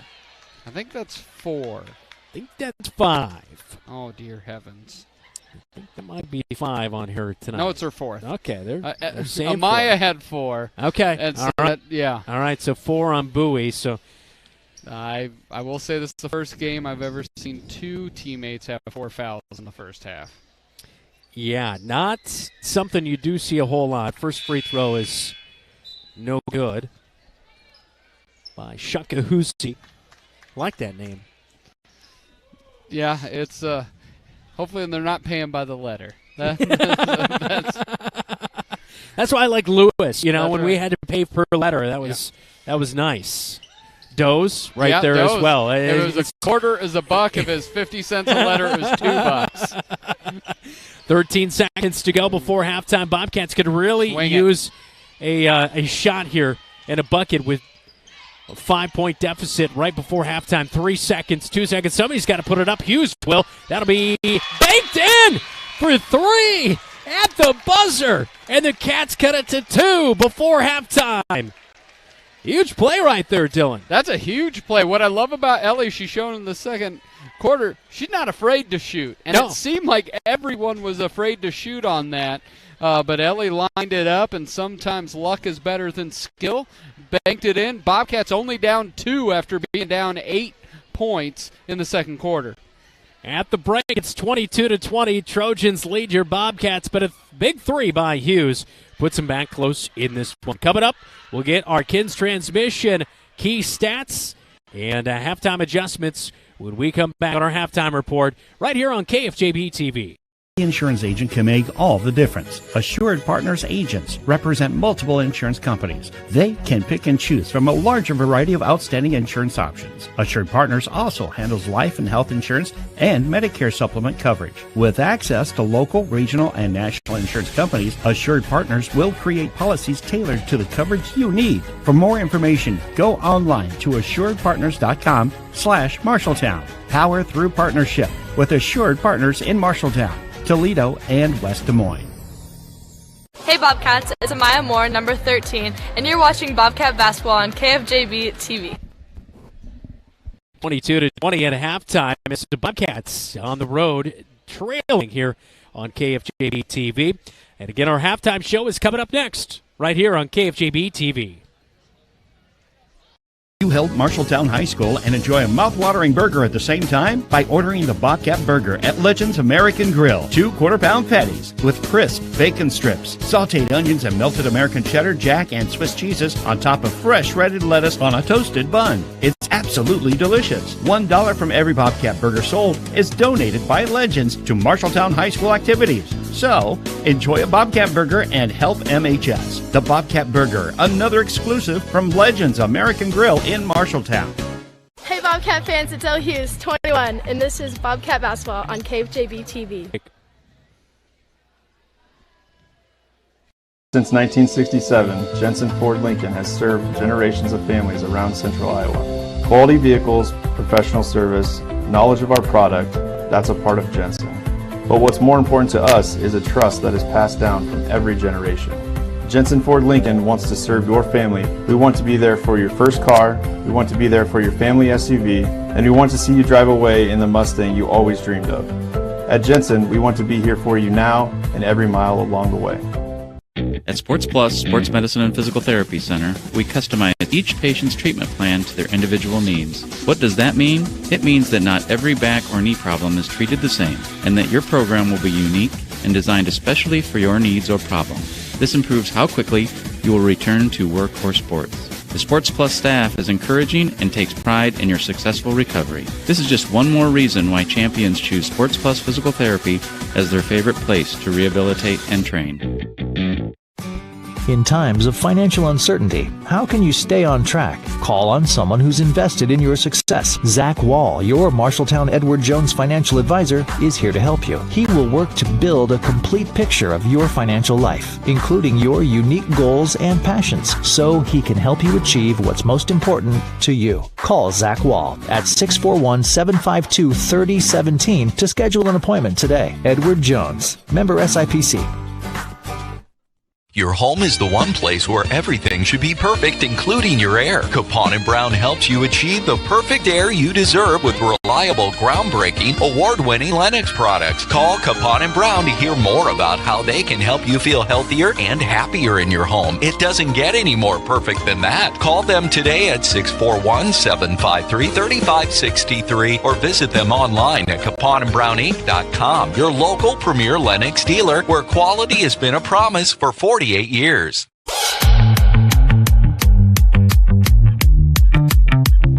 Welcome to the Halftime Report on KFJB-TV. At a halftime, it is 22-20 right now as the Bobcats with a 2-point deficit. Elle Hughes with a really nice 3-point bucket. Bank is open and gets the Bobcats back within a couple just before halftime here. In that first half, Dylan, a lot of turnovers and a lot of fouls. Both teams went into the double bonus plus more. Yeah, Bobcats went into the double bonus, put the Trojans in the double bonus before the end of the first quarter. 10 fouls. We see 4 fouls on Kinsley Bowie, along with 4 fouls on Amaya Moore, and that's just really hard to find your rhythm when you're fouling at every opportunity. Coming up later in our halftime report, we will get to the Kins transmission halftime adjustments as well as our halftime stats. In this first half, though, you know, a young team, you're on the road, game number 1. A lot of things are fairly correctable here tonight from what I've seen. I mean, got to take care of the basketball. That usually is correctable as long as you gain familiarity, you know, with your teammates and continue to grow. But A lot of things are correctable. Some other things are not. It just is going to take some time with a young team. Yeah, I really think most of it, everything I saw was pretty much correctable. One of the things that we can't have, Sarah Huffman as the leader, is, and this happened to her last year sometimes, and this can happen when just bad things are happening over and over, she will make some cross-court passes and kind of anticipate where someone's going to be, so she's passing before she's looking. Yeah. And she created some turnovers that way tonight, so we really need her to be that point guard, kind of that stabilizing force. But the other things we're seeing are just coming out of just aggressive play. When I think of Kingsley Bowie, it's just when I think of Aniston Borsch, they just want to make the right play, so when a mistake happens, then they foul. Yeah. But then you look at Georgia Jansen, you look at Millie Heitman, who I was really impressed with. No points, but she just knows where to put the basketball, super long. But really the most stabilizing force on the court for the Bobcats is a freshman. Yeah. I thought when Sydney Kapayu was on the court, everything else kind of settled down. They knew they could go inside. She can handle the ball to take some pressure off the guards.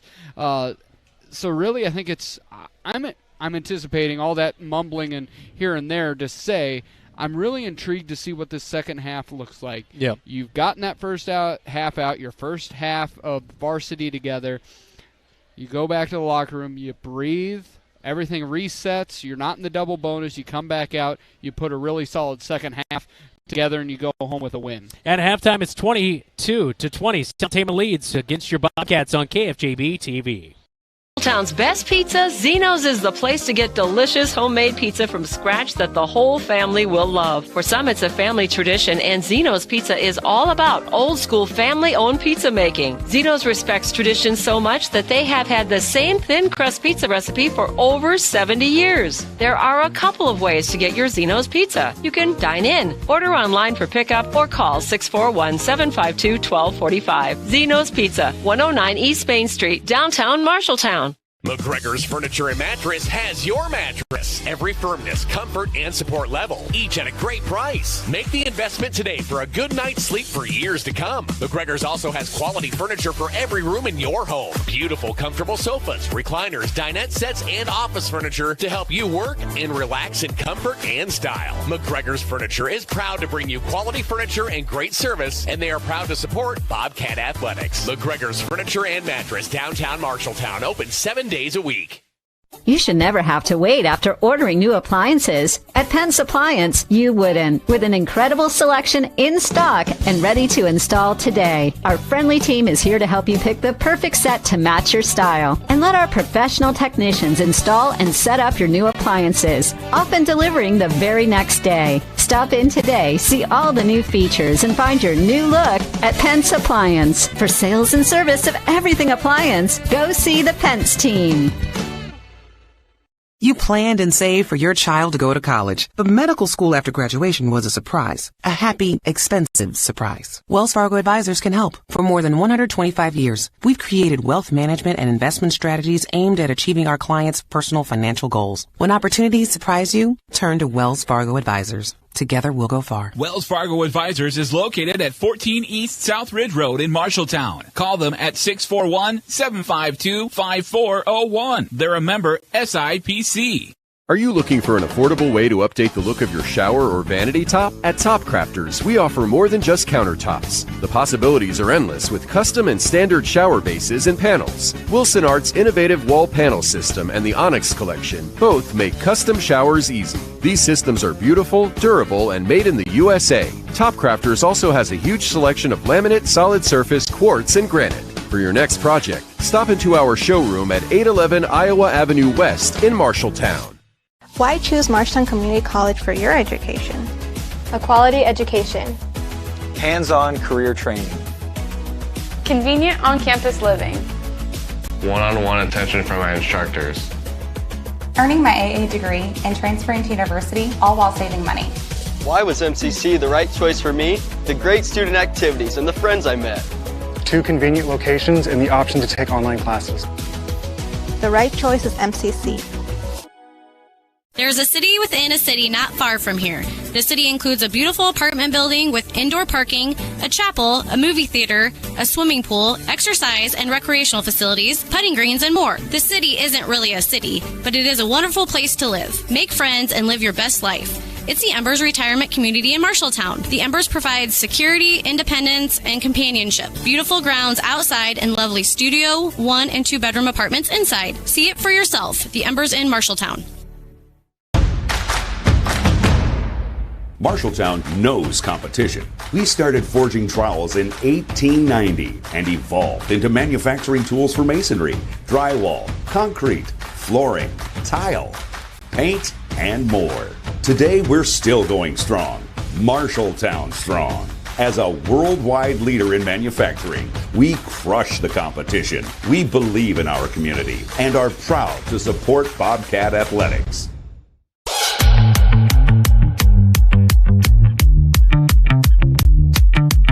It's Super Tuesday on KFJB-TV. We're underway in the second half as halftime a little quicker than we're accustomed to, Dylan, as 22-20 is our score. South Tama opened up with it there as you saw them. They missed the shot, and the Bobcats will go to work on the left side of your TV screen here on KFJB-TV as Bobcats have it tipped away by the Trojans. All right, our first half stats all brought to you by Kins Transmission in Marshalltown, our leaders in scoring in that first half, Dylan. Yeah, for the Bobcats, freshman Sydney Kapayu has 8 points, along with Sarah Huffman had 4. Ellie Hughes had 5. And then Amaya Moore had 2. Georgia Jansen had 1. And then leading scorers for South Tama Trojans with 7, Sophie Shukahosi. And then Kayla Heck has 6. Nice reverse layup by the Bobcats, and Sydney Kapayu could not get it to go, though. And the Bobcats will keep the basketball. An early foul here, as that's already number 4 on Takia Rosenberger, as she'll pick up number 4 for the Trojans. Catch and shoot off the inbound. It is an air ball, no good by Kapayu. All right, so our Kins Transmission stats there are now time for our halftime adjustments, all brought to you by Kins Transmission. This second half, what are you really looking for the Bobcats to do better? I think it all starts with it has to be dumping the ball into the post, getting easy buckets on the shoulders of 5'4", Sydney Kapayu. Trojans turn it over as the Bobcats force that turnover. They'll inbound as Borsch will get it back after she inbounded the basketball here. She'll dribble to the top of the key, kicks out to Tejada, comes near side.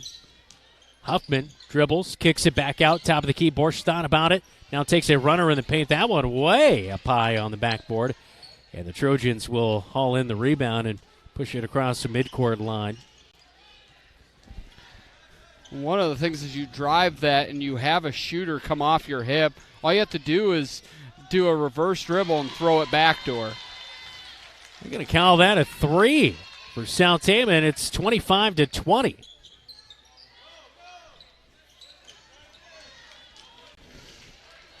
Bobcats with a missed shot, the Trojans with the rebound. Almost a travel right there, right at midcourt. No call. Huffman goes for the steal. She'll take it the other way. A little 1-on-2. Put the shot in. It's good for a Huffman. Count the bucket. She'll go to the line and make it a 3-point play. Great job by Sarah. She was able to get into the lane even though 2 defenders stopped her. And instead of trying to take it into traffic, she just stopped, hit that 6-footer, and was fouled, able to get the 3-point the old-fashioned way. And she can't convert on the free throw. Bobcats, though. Kapayu with the rebound forces the tie-up. As the free throw was no good. Possession arrow with the Bobcats with 5:58 in the third quarter. Huffman, they will inbound it underneath the hoop up to Amaya Moore. And Borsch, 3. Back of the iron, no good. Falls a shot. Gets the rebound tie-up. Nobody really had possession there, but they will rule it a jump ball. That was a great job for the Bobcats. Didn't make the 3, but was able to get a cross pass out of the post to a wide open Borsch. She didn't knock it down, but had a great look. Bobcats follow it into the front court here. This is where I don't know if that, yes, you're able to get some turnovers, but the knowing when to back off when you're beat and not continue to rack up fouls. Bobcats guard defensively. Zone defense. Long two is no good. Tama got the ball back. Take a baseline jumper. That one's going to come up short of the iron. Kapayu with the rebound, poked away from behind by the Trojans. With 5:18 to go here in the third quarter. Yeah, great job by the defense rotating out, and nice rebound by Sydney Kapayu there. 5:16 and counting.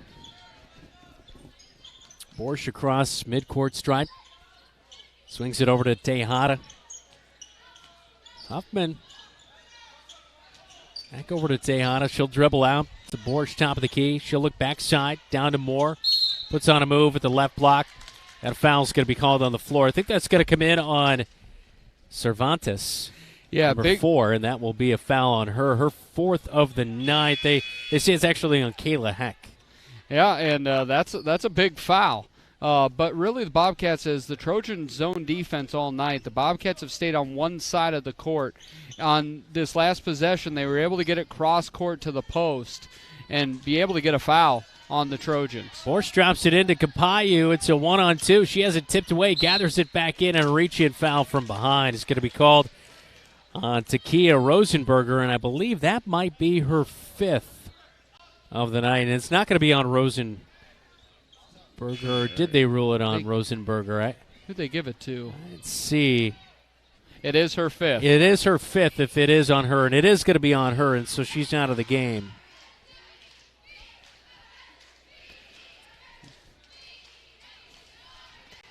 All right. That's when you know. You know if the foul's on you, you know you're out of the game. You just don't want to come out of the game. Right, right. But you have no other option. Hide in the back. See if they don't notice you. Tejada kicks it over. Now the Bobcats work it inside, and an errant pass into Moore with 4:41 to go, third quarter.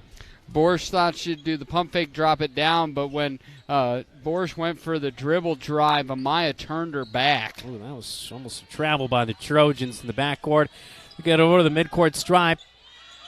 Got to get it down into the paint. They pass to no one as Kapayu bats it away, but Trojans will retain possession, and they rule there. Travel? Yeah. Yeah, she pulled her pivot foot. This is as Zira Kapayu she just pulled her pivot foot, but the Bobcats have got to execute here. We now seeing some younger people in the lineup, Kinsley Bowie back in, and then also Millie Heitman. 4:22 to go. Bobcats offense has really gone dry here. Bowie 3 left wing, no good. That's one thing, Trojans just keep beating the Bobcats out for the rebounds. Kapayu passes and nails a Trojan in the head. It should be, I guess they're going to rule it off of. They said Kapayu had slid and touched the end line. Okay. Trojans turn it over with 4 minutes in the third quarter as they sling it out of bounds on the baseline. 25-22 our score with 4:01 to go in the third quarter. To me, this is probably my favorite Bobcat lineup of the night, and we haven't been able to play it too much because of turnovers or foul trouble, and there's a turnover. Maya Moore will toss that one away. And the Trojans get trapped at midcourt, but they do get it away. A pass to the backside, and Huffman tips it out of bounds. Great job by Huffman. She was at the top of the key there, and when they dumped it inside, she sprinted from the top of the key and was able to knock it away on the near side post.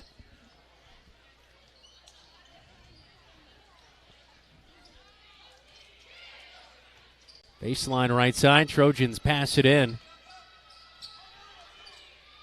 Shot from nearly down at the right block was no good. Put back by the Trojans, no good. And the Bobcats and Bowie come away with the rebound. Huffman will bring it up court. Bobcats are just laboring to get a bucket. They've stopped turning it over every possession and getting a ton of fouls, but they have labored to get a bucket. Hughes looking for Heitman. Heitman has it batted away, and now three ladies kind of stepping in on her. Trojans will take it away. There's a steal. Almost a turnover of the midcourt violation by the Trojans. A cut down the paint. Why not? Krosky with the bucket. Her first of the night. Yeah, that was behind the head Jamal Wilkes off the glass for a bucket. They all count. Huffman forces a turnover back the other way. Good drop off to Heitman. A little strong in the rebound. Heitman rebound. Put back. Count it. And a timeout on the floor with 2:35. We'll take it here on KFJB-TV. Ever seen what it takes to fix a transmission? It takes a lot of patience, a lot of experience, and a whole lot of talent. At Ken's Transmission, they have all the above. Family owned and operated with over 62 years of experience in all areas of transmission, keeping your vehicle shifting smoothly and routine maintenance, repair, and replacement, including automatic and manual. For reputable service you can trust, Ken's Transmission. Ken's Transmission at 306 East Anson Street in Marshalltown is a proud sponsor of the Marshalltown Bobcats.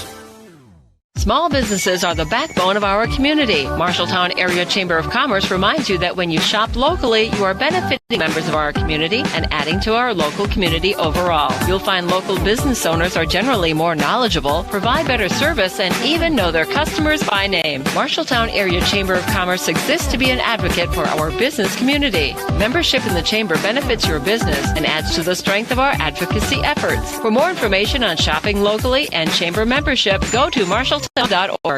Super Tuesday on KFJB-TV is brought to you by Sports Plus, Sports Medicine and Physical Therapy Center, sportsplusTherapy.com. Edward Jones, Zach Wall, your financial advisor in Marshalltown. Capon and Brown, your local premier Lennox dealer. Zeno's, a family tradition in Marshalltown for over 70 years. McGregor's Furniture and Mattress, with quality furniture for every room in your home. Super Tuesday for the Roundhouse at South Tama. Trojans get the ball out of the timeout. Taking Heitman gets a turnover up to Huffman. Great ball work. Huffman, good 2-point bucket. She has 8 in the game. As the Bobcats back within one, 27-26, putting a little bit of pressure on the Trojans. The Trojans attack with some good passing. Come up short on the shot. Huffman rebound fouled. 2:06 third quarter, And the Bobcats kind of trying to make a comeback here.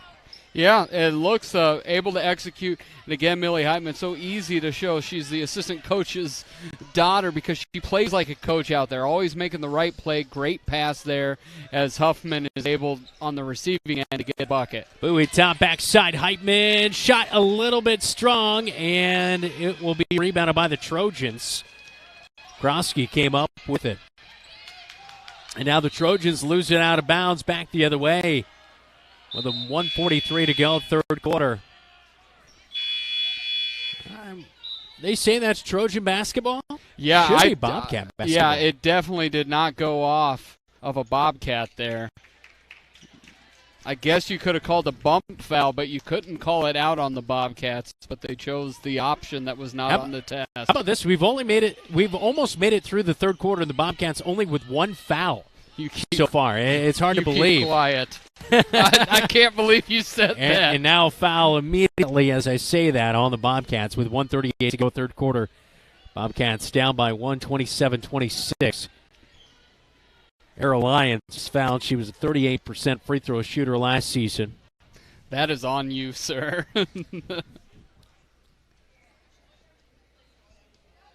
Always a broadcaster's jinx. So Lyons, she is now 2 of 3 at the line tonight. And she nails both of these free throws here. 5 in the game for Lyons. Trojans back up by 3. Borsch swings it left wing, wide open. Can we tie it up? Yeah, we do! Bowie with her first big shot of the night. Makes it tied up, 29 apiece. Shoot or shoot. You shoot yourself out of slumps. A big 3. Travel at midcourt, turnover Trojans with 1:16 to go, third quarter. So the Bobcats storming back here in the second quarter, or the third quarter. But at the end of the second quarter, Bobcats got Hughes with a three that banked in and got him back within a bucket. Yeah, it made it 22-20. Bobcats, oh my goodness. Heitman throws it away. She was looking for cutting Borsch, but Trojans picked it off. Long two, left wing, no good. Hughes gets the rebound. Borsch will bring it up. Into the front court, looking left. Heitman tries to go back to Borsch. It's tipped away. That's one thing. Maybe some too quick passes here by the freshman in the game. Mm-hmm. Got to take your time. Can't be forced into those situations. Bowie, cross-court pass to no one. Out of bounds. Back to the Trojans. Final 40 seconds here in the third quarter. Yeah, one of the mistakes we're seeing tonight versus maybe last year. Last year we'd see things where it didn't seem they were certain what they should do. Tonight it seems just a lot of doing it too quickly, not being settled. So it looks sloppy on the court again, but I think this is actually a better form of sloppiness because it's very fixable. Turnaround jumper by Lyons, no good. Bowie will get the rebound up. Great court pass. to Heitman. Oh, strong on the rebound. Georgia Jansen with the rebound, and was she the one fouled? I think she might have been. And the foul is going to come in on Belle Johansson. That was a beautiful pass by Kinsley Bowie. Put it right on the money. Actually, Arrow Lyons, I think, is who they get it on, the second one of her. Hughes gets the inbounds. Pass. Borsch thought about the three. Back to Heitman over the far side. To Hughes for and the first half. Cats can't get the shot. Get the rebound. 29 top 3 quarters. South Haven High School. American Grill is Marshalltown Steakhouse. Ribeyes and sirloins, aged, hand-cut, and served with your choice of 2 of Legends' legendary sides and a dinner roll. If you are a prime rib fan, Legends has prime rib every Friday and Saturday starting at 4 p.m. With 3 sides to choose from, it's chef-seasoned and slow-cooked to tender, juicy perfection. Try Legends prime rib, and you'll know why it's Marshalltown's favorite. Legends American Grill is Marshalltown Steakhouse. Hey Bobcat fans, I'm Georgia Jansen, and you're watching KFJB-TV. 29, we're all tied up as we head to the fourth quarter. Bobcats kind of coming back in that third quarter as a little more disciplined after halftime, I guess I would say. Yeah, and I think we talked a little bit about that at halftime.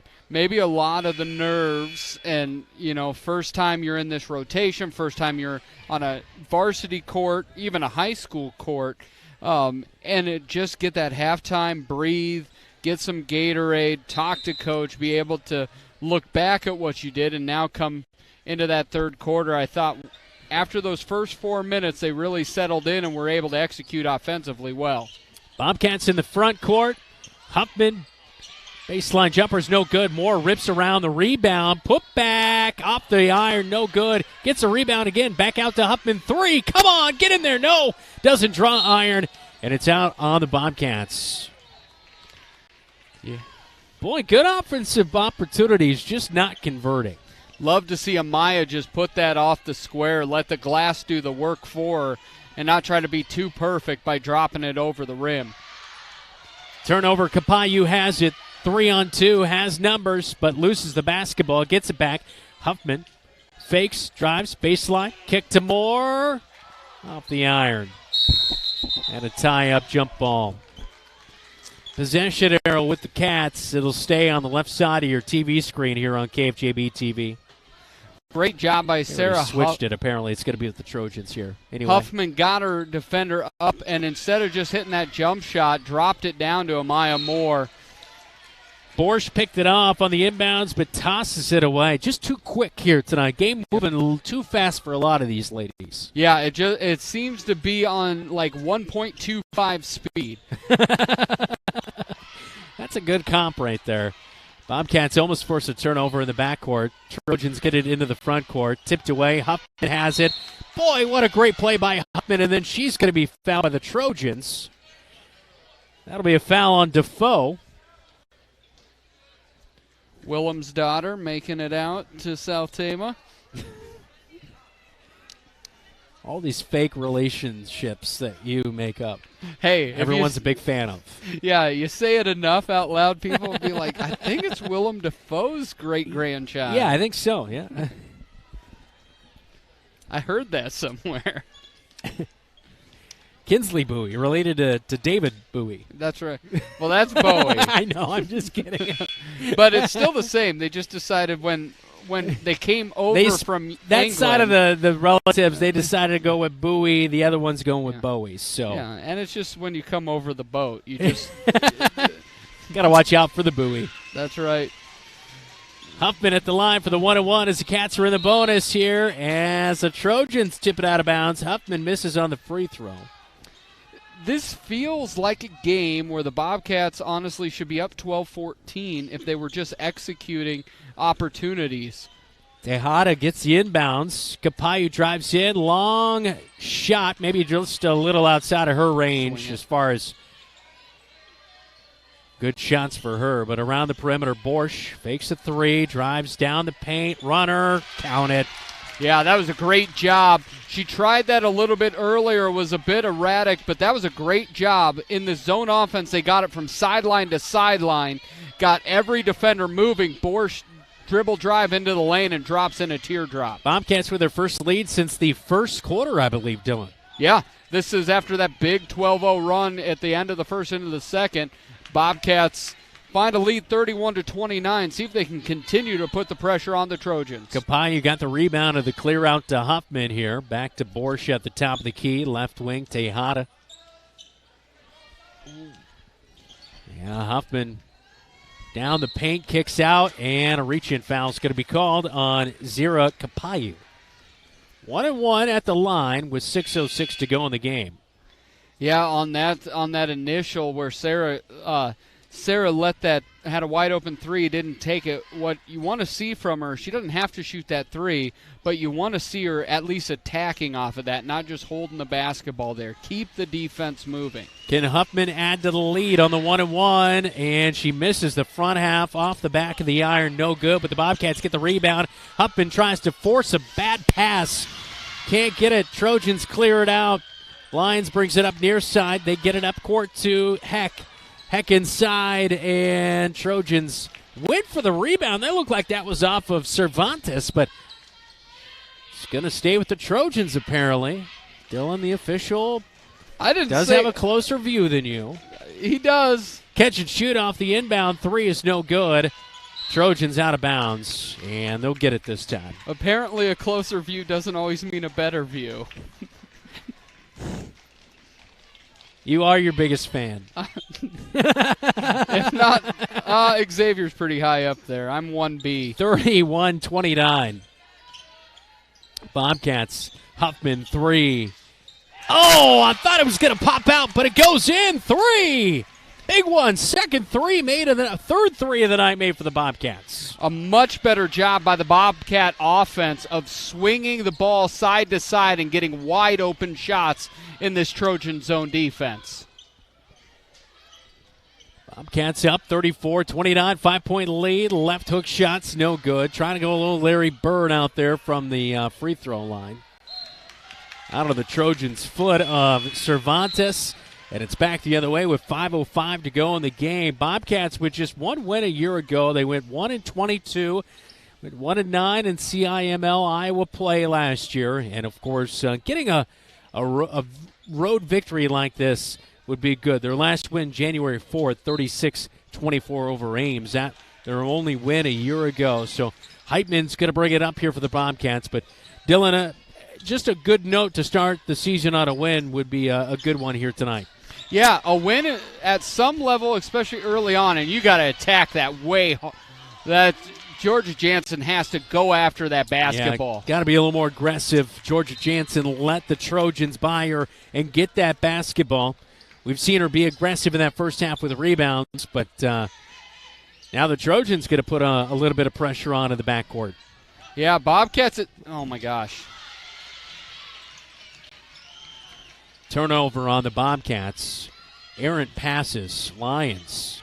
Slingshot. Near side jumper. Yeah, and Jansen with the rebound. Clear out. Hughes has it. Timeout.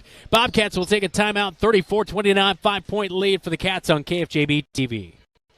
Since 1967, Jensen Ford Lincoln has served generations of families around central Iowa. Quality vehicles, professional service, knowledge of our product, that's a part of Jensen. But what's more important to us is a trust that is passed down from every generation. Jensen Ford Lincoln wants to serve your family. We want to be there for your first car, we want to be there for your family SUV, and we want to see you drive away in the Mustang you always dreamed of. If we get multiple timeouts, we might be able to make up in the fourth. Yeah. And in the fourth quarter, Bobcats up by 5, 34-29 here on Super Tuesday on KFJB-TV. I'm Brandon Lewis, Dylan Dose alongside me. Timeout called for the Bobcats as they have that 5-point lead. Things kind of a scramble drill now here in the fourth quarter as things kind of tighten up in a close game. Yeah, it is a bit of that scramble drill, and the Bobcats have struggled with this extended zone press where you have to attack the zone press on crossing routes, on getting diagonal cuts, and what they are trying to do is they're trying to pass it cross court. That is never going to be successful. Bobcats look for the inbound, but throw it out of bounds on the opposite side of the court. Turnover. They don't have a turnovers tracker here, but both teams over 15 apiece. Yeah, and really what I am with Sarah Huffman off the court, no guard is coming to attack and grab the basketball, and they're throwing it in across court. Trojans, I thought, were almost out of bounds there, but they'll tip it away, and Bowie has it. Of course, she brings it hands off to Jansen.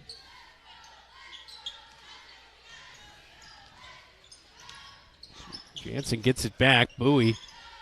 Can she get her second three? No, in and out. Bobcats with a good rebound, though, inside to Heitman. Has it tipped away. And the Bobcats scramble for it. Now Moore takes it away. Inside to Georgia Jansen. They'll feed it out to Hughes, and Hughes' jumper is no good from the left side of the floor, out of bounds on the Bobcats. Trojan basketball with a 5-point game. Amaya just picked up her fifth foul on that loose ball. One thing we saw a lot last year, and it kind of unfortunate in the first game of the season, you want to see her get good minutes, but she sat out a lot of the first and second quarter because she picked up 3 early fouls, and then she picked up a fourth before halftime, and luckily was able to stay in for a lot of the third. Bobcats Huffman with a steal, and then she's immediately fouled. And I believe that's going to be number 5, on Cervantes. And it is. She'll be out. So 2 players have fouled out already now for South Tama, 1 for the Bobcats and more. And Heck is on the verge of fouling out as well. She's got 4 fouls for the Trojans, number 4. Yeah, Bobcats are... Or number 5, Heck. Number 5. Bobcats are a little bit deeper than South Tama, so I think if they can make their free throws, this game will get iced. And Huffman on the front half of the 1-on-1 can't get it to go.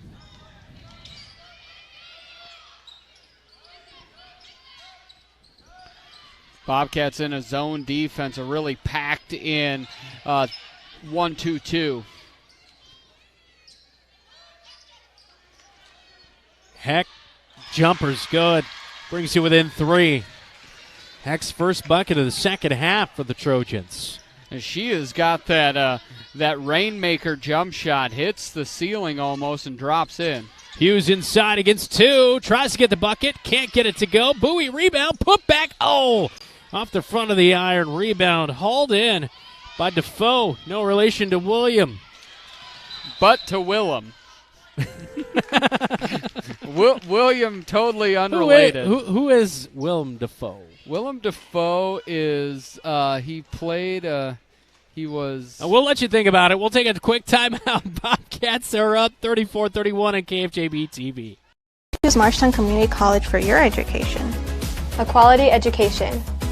Hands-on career training. Convenient on-campus living. One-on-one attention from my instructors. earning my AA degree and transferring to university, all while saving money. Why was MCC the right choice for me? The great student activities and the friends I met. 2 convenient locations and the option to take online classes. The right choice is MCC.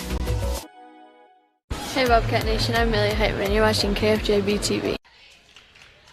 Tight-knit game. It's 34-31 as the Bobcats, I believe, called that timeout on the floor. They still have 3 left in the game.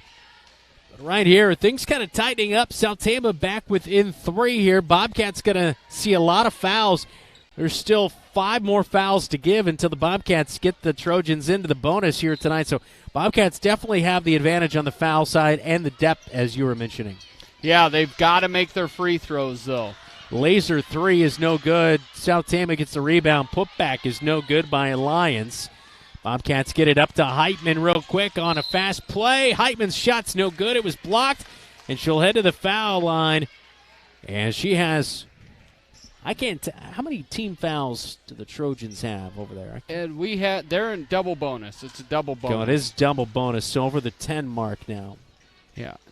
Heitman, the freshman, at the line. Off the front of the iron, no good. Her first free throw of the night. She does have 2 points.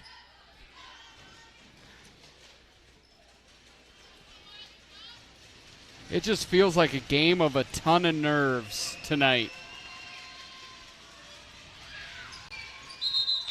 Yeah, I think we're going to have a lane violation, yes. Heitman was over the line on that second free throw, so no good. Bobcats can't get any free throws, and it's still a 3-point game. Heck gets it back over midcourt. She'll dribble to the left wing. Tosses it back over at the right high post. Batted out of there. Bobcats can't get it. Heck, baseline jumper, rattles home. They're back within 1. She's got that 15 to 18-foot jumper down. She has 8 points in the game, and the Trojans need her. Turnover. They have numbers, but lose it. Trojans throw it out of bounds. Back to the Cats with 2:03 to go in the game. And a timeout's going to be called. We'll take him with him. It's a 1-point affair in the Roundhouse in Tama on Super Tuesday on KFJB-TV. Choose Marshalltown Community College for your education. A quality education. Hands-on career training. Convenient on-campus living. One-on-one attention from my instructors. Earning my AA degree and transferring to university, all while saving money. Why was MCC the right choice for me? The great student activities and the friends I met. 2 convenient locations and the option to take online classes. The right choice is MCC. Hey Bobcat Nation, I'm Millie Heitman. You're watching KFJB-TV. What a weird. 34-33 is our score. It's a 1-point game as the Bobcats leading this one in a tight game, and a timeout was called by the Trojans right here as Dina Kiana, her squad keeps battling, keeps fighting. I'd like to know the rebound game because I feel like they've done a really good job of rebounding here tonight. They have done a nice job off the boards, and it started all at the beginning as the Bobcats were pressing. They'd get out of position, and there was a lot of offensive opportunities, offensive rebound opportunities for the Trojans. 2:03 to go in the basketball game. Trojans just tossed it out of bounds, and then a timeout was called. Bobcats will inbound. Huffman will bring it across the timeline. She'll dribble to the right wing. Heitman 3. Back of the iron, no good. Trojans get the rebound. Heck got it. Trojans push. Heck gets it back. Baseline jumper, and Trojans have the lead.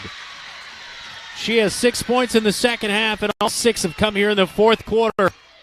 Backdoor, they leave Jansen wide open. Her jumper's no good, but a rebound inside. Bobcats get it back, but then Heitman has it stolen away as Kapayu did dirty work, but the Bobcats can't keep it.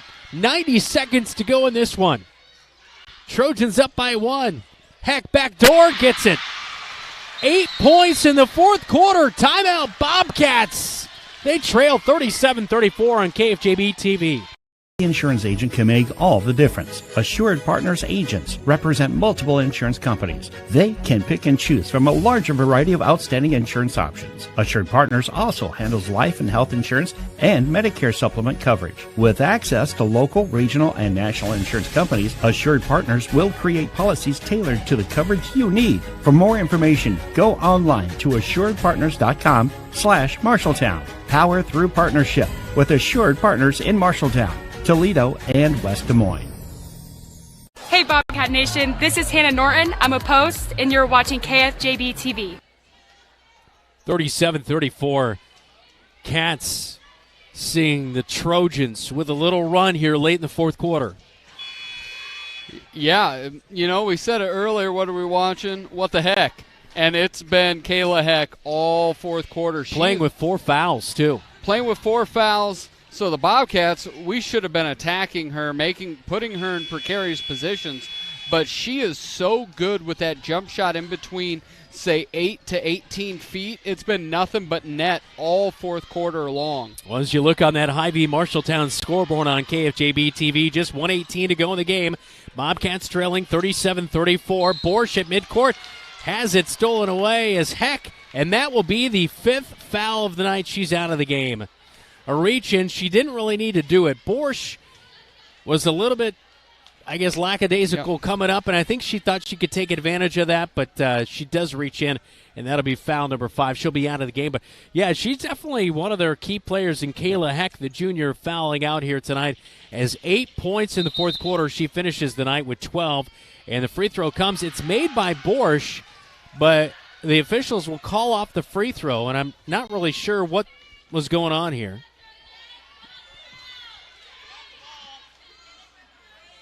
Heck was checking out, and they brought in a player, and they stopped the game. And the bucket should count. Krosky was trying to come into the game early. I'm not really sure. The scorer's table's got to have more authority in that situation, too. And they're discounting the bucket. That's a really... Borsch will miss the first free throw, which is really the second. That's rough. To get it back within a 2-point game, can't do it. Borsch misses both. That's one thing. Bobcats, they got to be in the roundhouse practicing their free throws nonstop this week. Yeah. Got to be able to travel on the Trojans. And back to the Bobcats with 1:07 to go in this one. Yeah, missed front end of 1-on-1. Have missed both shots on two-shot penalties. That's a inside foul. to Kapayu. It's a 1-on-3, and finally a reach-in going to be called. Kapayu tonight 2 of 4 from the free throw stripe. She'll go for 2 with 60 seconds left in this one. Bobcats looking to avoid kind of a little bit of an upset here tonight. Yeah, up 34-29, 8-0 run by Kayla Heck.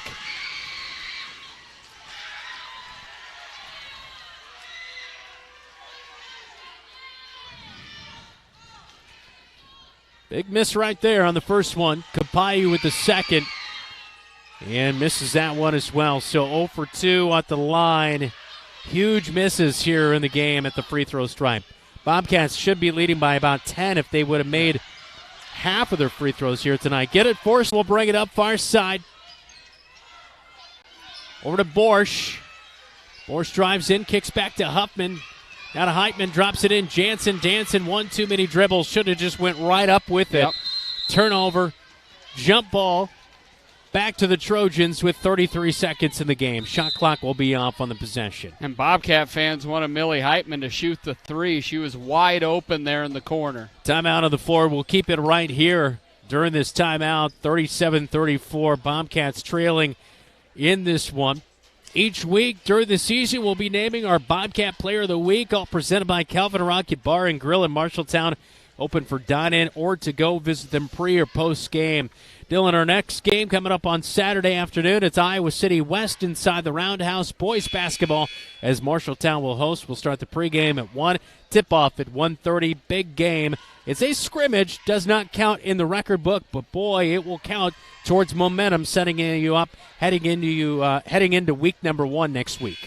Yeah, I think both teams have a chance to potentially be state qualifiers this year. So there's going to be really good basketball happening this Thanksgiving weekend. Inside to Capayu, loses it. Over to Borsch. Huffman on the line for a 2. Capayu got the rebound off of the Trojans. Huffman will inbound with 24 seconds to go. Bobcats down by a 3-point bucket. Inbound to Heitman.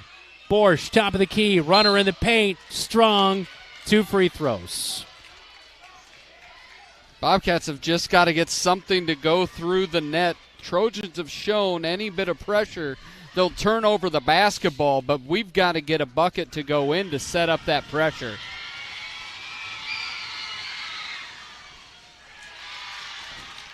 The free throw line drought continues. Borsch 0 for 3. The Bobcats have only scored 5 points here in this fourth quarter, and the second free throw will rattle in. 2-point game. Timeout called on the floor by the Trojans. Actually, I think that's on the Bobcats, a timeout right there. 2-point game, 37-35 is our score. Hey, our Cat Connections are back this basketball season. They're all presented by Top Crafters. Top Crafters dedicated to building and installing the very best countertops. We look forward to having those. They're on demand anytime at our YouTube page, which is YouTube/@KFJB-TV. Dylan, it's that easy to remember. It really is. It's on. It's a great place. Subscribe to our channel, of course. Give us a like and subscribe, and get alerts to upcoming games. We keep you up to date there as well. 19 seconds to go in this one. 1 free throw made for the Bobcats. In the backcourt, the Trojans. 6 seconds. 5 seconds. Bobcats got a foul or do something. That was a travel. Yep. Back to the Bobcats. There should be a little bit of time put back. There was about 3 seconds when that whistle blew. We've got Bobcats not going to get any time here. Bobcats down by 2.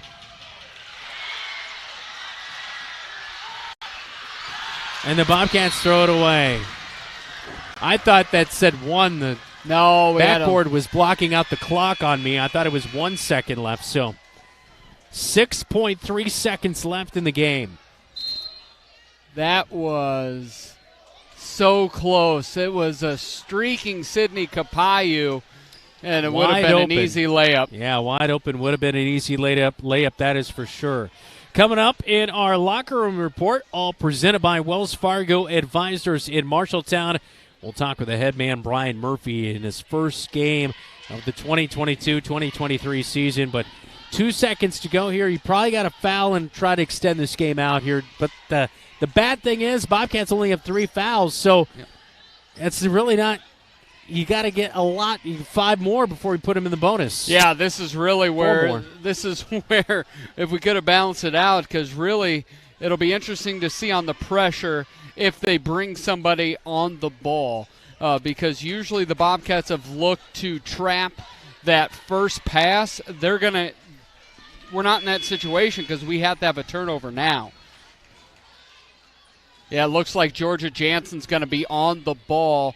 5'11 freshman will make it very difficult to get the ball in for the Trojans. Zira Capayu will look to inbound. Trojans will get it inbounds. 5 seconds. Oh, and as a foul comes on Tejada, it'll be a foul. And that will be number 4. 3 seconds to go. Inbounds. They get it in, pass it up court. Time will run out. That'll do it here tonight. Bobcats fall in their opening game on the road at South Tama, 37-35. Disappointing way to start the season for the Bobcats, as they had a lead in this one in the fourth quarter, but South Tama storms back. It was Heck 8 points in the fourth quarter, enough to put the Trojans on top in the first game of the season. We're headed to the locker room report next on KFJB-TV.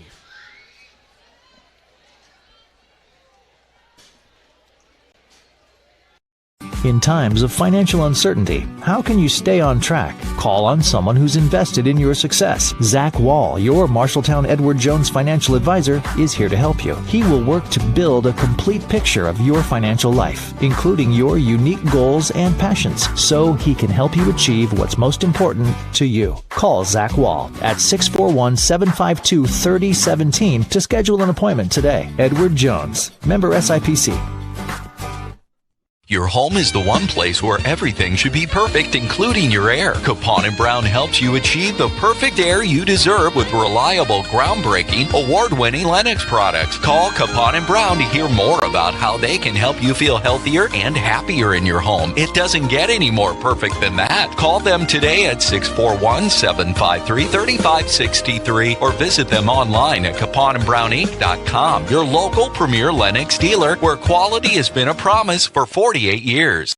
Named Marshalltown's best pizza, Zeno's is the place to get delicious homemade pizza from scratch that the whole family will love. For some, it's a family tradition, and Zeno's Pizza is all about old-school family-owned pizza making. Zeno's respects tradition so much that they have had the same thin crust pizza recipe for over 70 years. There are a couple of ways to get your Zeno's Pizza. You can dine in, order online for pickup, or call 641-752-1245. Zeno's Pizza, 109 East Main Street, downtown Marshalltown. You planned and saved for your child to go to college, but medical school after graduation was a surprise. A happy, expensive surprise. Wells Fargo Advisors can help. For more than 125 years, we've created wealth management and investment strategies aimed at achieving our clients' personal financial goals. When opportunities surprise you, turn to Wells Fargo Advisors. Together we'll go far. Wells Fargo Advisors is located at 14 East South Ridge Road in Marshalltown. Call them at 641-752-5401. They're a member SIPC.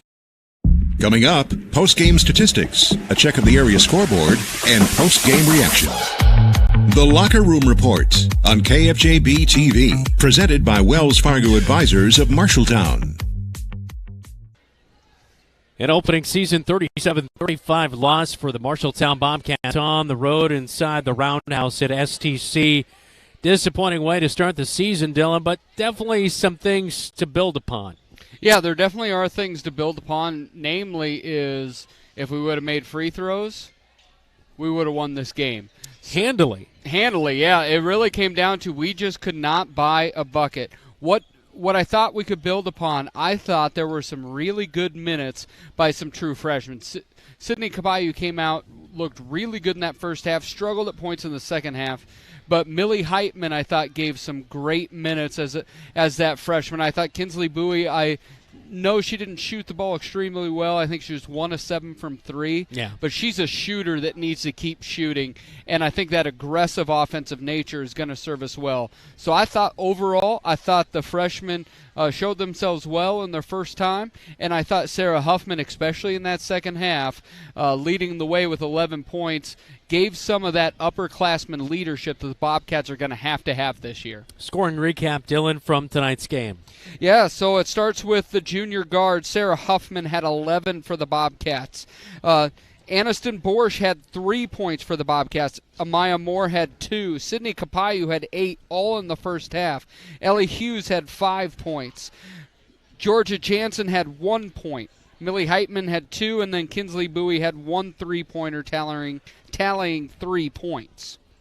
And then the Trojans were led by their junior, Kayla Heck, who had 8 in that fourth quarter, ended up with 14. Jeanette Cervantes had 2. Takia Rosenberger had 4. Sophie Shuckahus had 7, all in the first half. Zira Kapayu had 2. Errol Lyons had 5. Elena Engel went up, had 2. And then Erica Krosky had 2. You're locked into the Locker Room Report, all brought to you by Wells Fargo Advisors, located at 14 East Southridge Road in Marshalltown.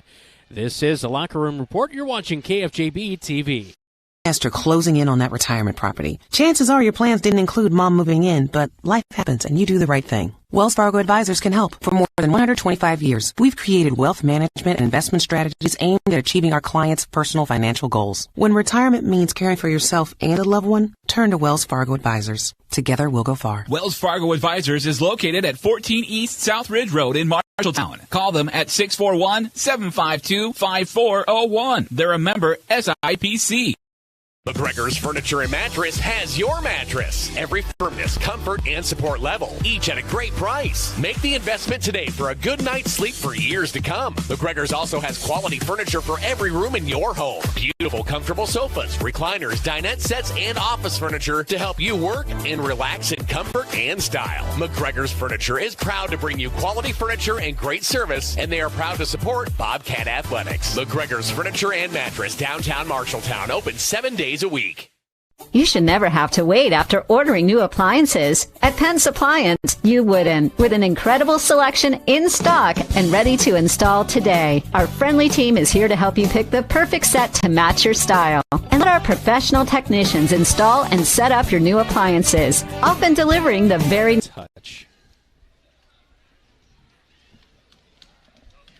Hey, we're back. Hey, it's our first basketball season of game of the season. I know disappointing loss, 37-35, but just good to be back in the season, get things going. I know it's a young team for the Marshalltown Bobcats, this girls squad, but definitely some things to really look and like, as we just alluded to. Time for a regional scoreboard update, all brought to you by Central State Bank. Discover what Central State Bank can do for you. Locations in Ames, State Center, and West Des Moines. At the 5A level here tonight, Hinton took down Sioux City North 57-47. Ankeny Centennial by 40 over Des Moines North 66-26. Ankeny Centennial, as we alluded to in the pregame show, always tough. Lidmar over Bettendorf 55-36. Prairie 66-32 over Muscatine.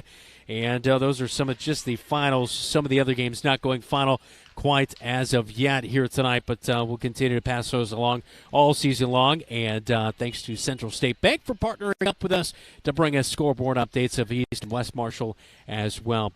We're going to take a quick timeout. We'll try to visit with head coach Brian Murphy when we come back on the Locker Room Report, all brought to you by Wells Fargo Advisors in Marshalltown. Never have to wait after ordering new appliances. At Penn's Appliance, you wouldn't. With an incredible selection in stock and ready to install today. Our friendly team is here to help you pick the perfect set to match your style. And let our professional technicians install and set up your new appliances, often delivering the very next day. Stop in today, see all the new features, and find your new look at Penn's Appliance. For sales and service of everything appliance, go see the Pence team.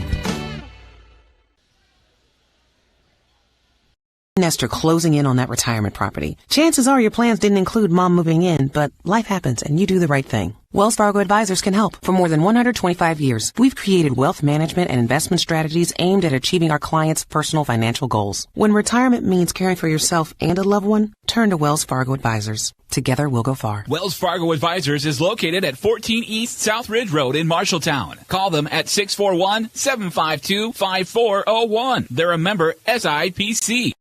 There's a city within a city not far from here. The city includes a beautiful apartment building with indoor parking, a chapel, a movie theater, a swimming pool, exercise and recreational facilities, putting greens, and more. The city isn't really a city, but it is a wonderful place to live. Make friends and live your best life. It's the Embers Retirement Community in Marshalltown. The Embers provides security, independence, and companionship. Beautiful grounds outside and lovely studio, 1- and 2-bedroom apartments inside. See it for yourself. The Embers in Marshalltown. Marshalltown knows competition. We started forging trowels in 1890 and evolved into manufacturing tools for masonry, drywall, concrete, flooring, tile, paint, and more. Today, we're still going strong. Marshalltown strong. As a worldwide leader in manufacturing, we crush the competition. We believe in our community and are proud to support Bobcat Athletics. Why choose Marshalltown Community College for your education? A quality education. Hands-on career training. Convenient on-campus living. One-on-one attention from my instructors. Earning my AA degree and transferring to university, all while saving money. Why was MCC the right choice for me? The great student activities and the friends I met. 2 convenient locations and the option to take online classes. The right choice is MCC.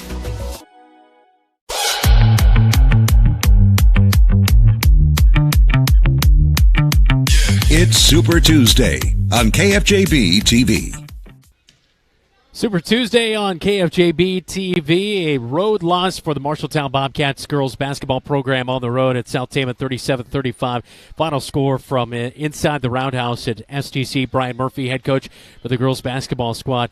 Coach, you know, there was some good things to like here about your team. The effort in the second half, to kind of come back, get it all knotted up, 29 apiece as you went to the fourth quarter. But just kind of some early foul trouble, I felt like was kind of the name of the game. Some turnovers and foul trouble, really the big one here in game number 1 of the season. Yeah, for sure. And I thought we showed kind of every aspect of our team where we are young, but we're also aggressive, and there's a lot of potential. So it's one of those things where I feel like almost play to play, certainly, quarter to quarter, we are fluctuating kind of wildly, and I think that's going to be characteristic of a young team. But like I told them in the locker room, and I'm incredibly proud of the fact that no matter what the score was, no matter what the energy level, they kept battling back, heads held high, and even at the last second, we still had a shot at it. So, certainly a number of opportunities to kind of let get away from it. But at the end of the day, really proud of the effort and really proud of kind of where we are right now as a team.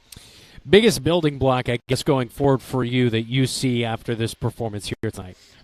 As I've been, saying a lot, I see a lot of versatility, and that's something we want to keep working on, where we've got girls that can score from different areas on the floor. Now we just got to make sure that they're shooting comfortably, shooting with rhythm, shooting as part of the offense. We obviously, South Tama was in a zone for pretty much the entire game. Mm-hmm.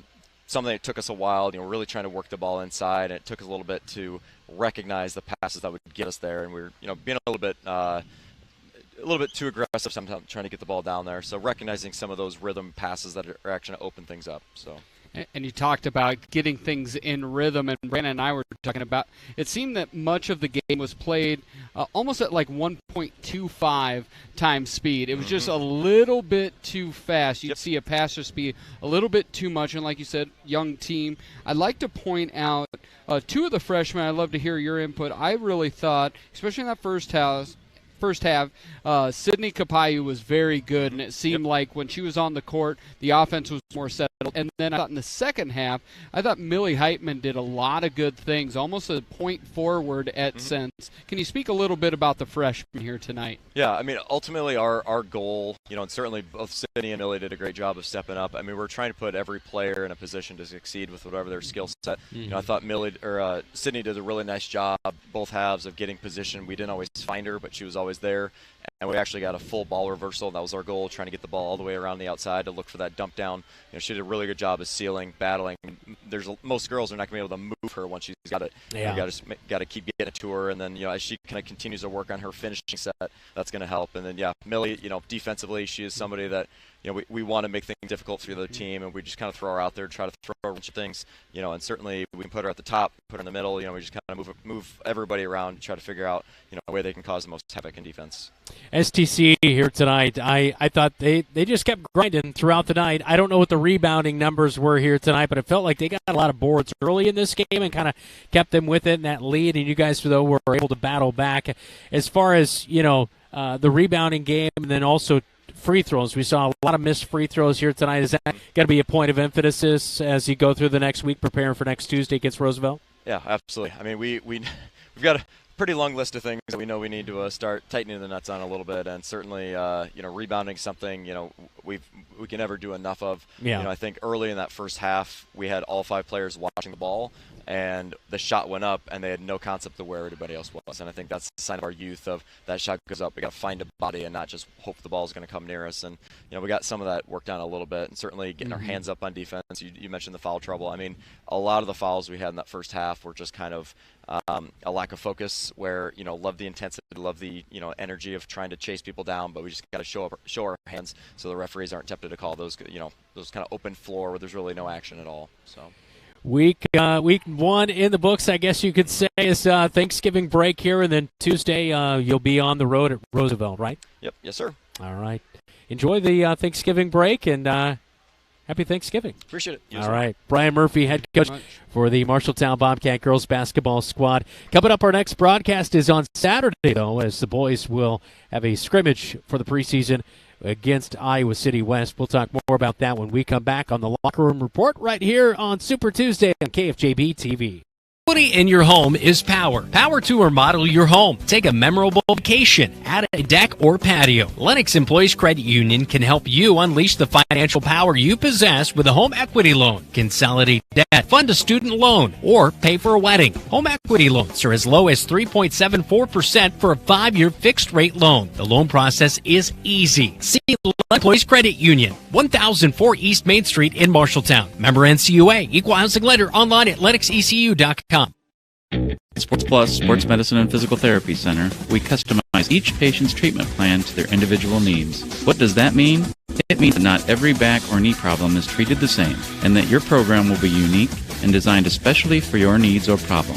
This improves how quickly you will return to work or sports. The Sports Plus staff is encouraging and takes pride in your successful recovery. This is just one more reason why champions choose Sports Plus Physical Therapy as their favorite place to rehabilitate and train.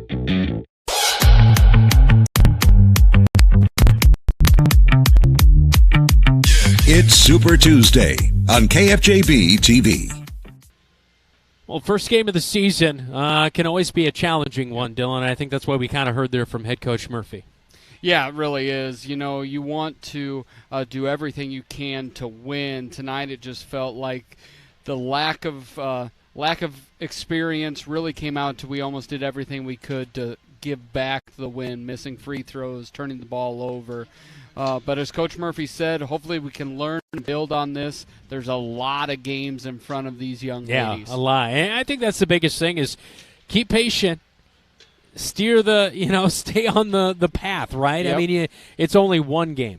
It's only one game. And what do they say, playing sports or in any loss, don't let one loss become two losses. Yeah. It's the biggest thing. Throw it away, let it go, move on, fix what you had broke, and make it better for the next time out. Coming up on Saturday afternoon, it's a 1 o'clock pregame show. 1:30 is our tip-off inside the Marshalltown Roundhouse. As your Marshalltown Bobcats will take on Iowa City West. It's going to be a phenomenal. Who knows? I don't know what are the Hawkeyes up to. I don't know if Fran McCaffrey will be in the house or not. So Friday night, Clemson. They're at a tournament, so there'll be no Fran. I didn't think there'll be any Fran. We might get the best basketball player of the family, his wife Margaret, who played at Notre Dame. Probably will be in the house. Probably will be cheering on her son. And again, 1:30 is tip time. We look forward to that one. A big preseason scrimmage. I mean, I wish this was a regular season game, but it's an awesome way to get your season started and really a good tune-up in a game that the Bobcats and Grant Griesel was making some big shots last year, helped to get the Bobcats with that win in that scrimmage game on the road. I love the idea of playing a big-time program that's not in your conference. You're probably not going to see them except for maybe postseason. Yeah. And we've done a home and home. I hats off to Coach Apple to put those things together. Yeah, looking forward to it. We'll talk to you on Saturday afternoon. Dylan Doze, I'm Brandon Lewis. Thanks to our producer, Zach, as well as we've got a new intern in the house as well as Doris on the camera and Todd Steinkamp here as well. So thanks to the KFJB-TV crew. We will talk to you on Saturday afternoon from inside the Roundhouse. This is Bobcat Athletics. You're watching KFJB-TV. Today's game was brought to you by Lennox Employees Credit Union, Marshalltown Area Chamber of Commerce, Assured Partners, Legends American Grill, Jensen Ford, Sports Plus, Sports Medicine, Edward Jones, Zach Wall, Capone and Brown, Wayward Social, Zeno's, McGregor's Furniture and Mattress, Pence Appliance and TV, Wells Fargo Advisors, Marshalltown Community College, The Embers, Marshalltown, Bruin Manufacturing, Ken's Transmission, Brown's Shoe Fit, Central State Bank, Calvin Rocket Bar and Grill, Top Crafters, Marshalltown Hy-Vee.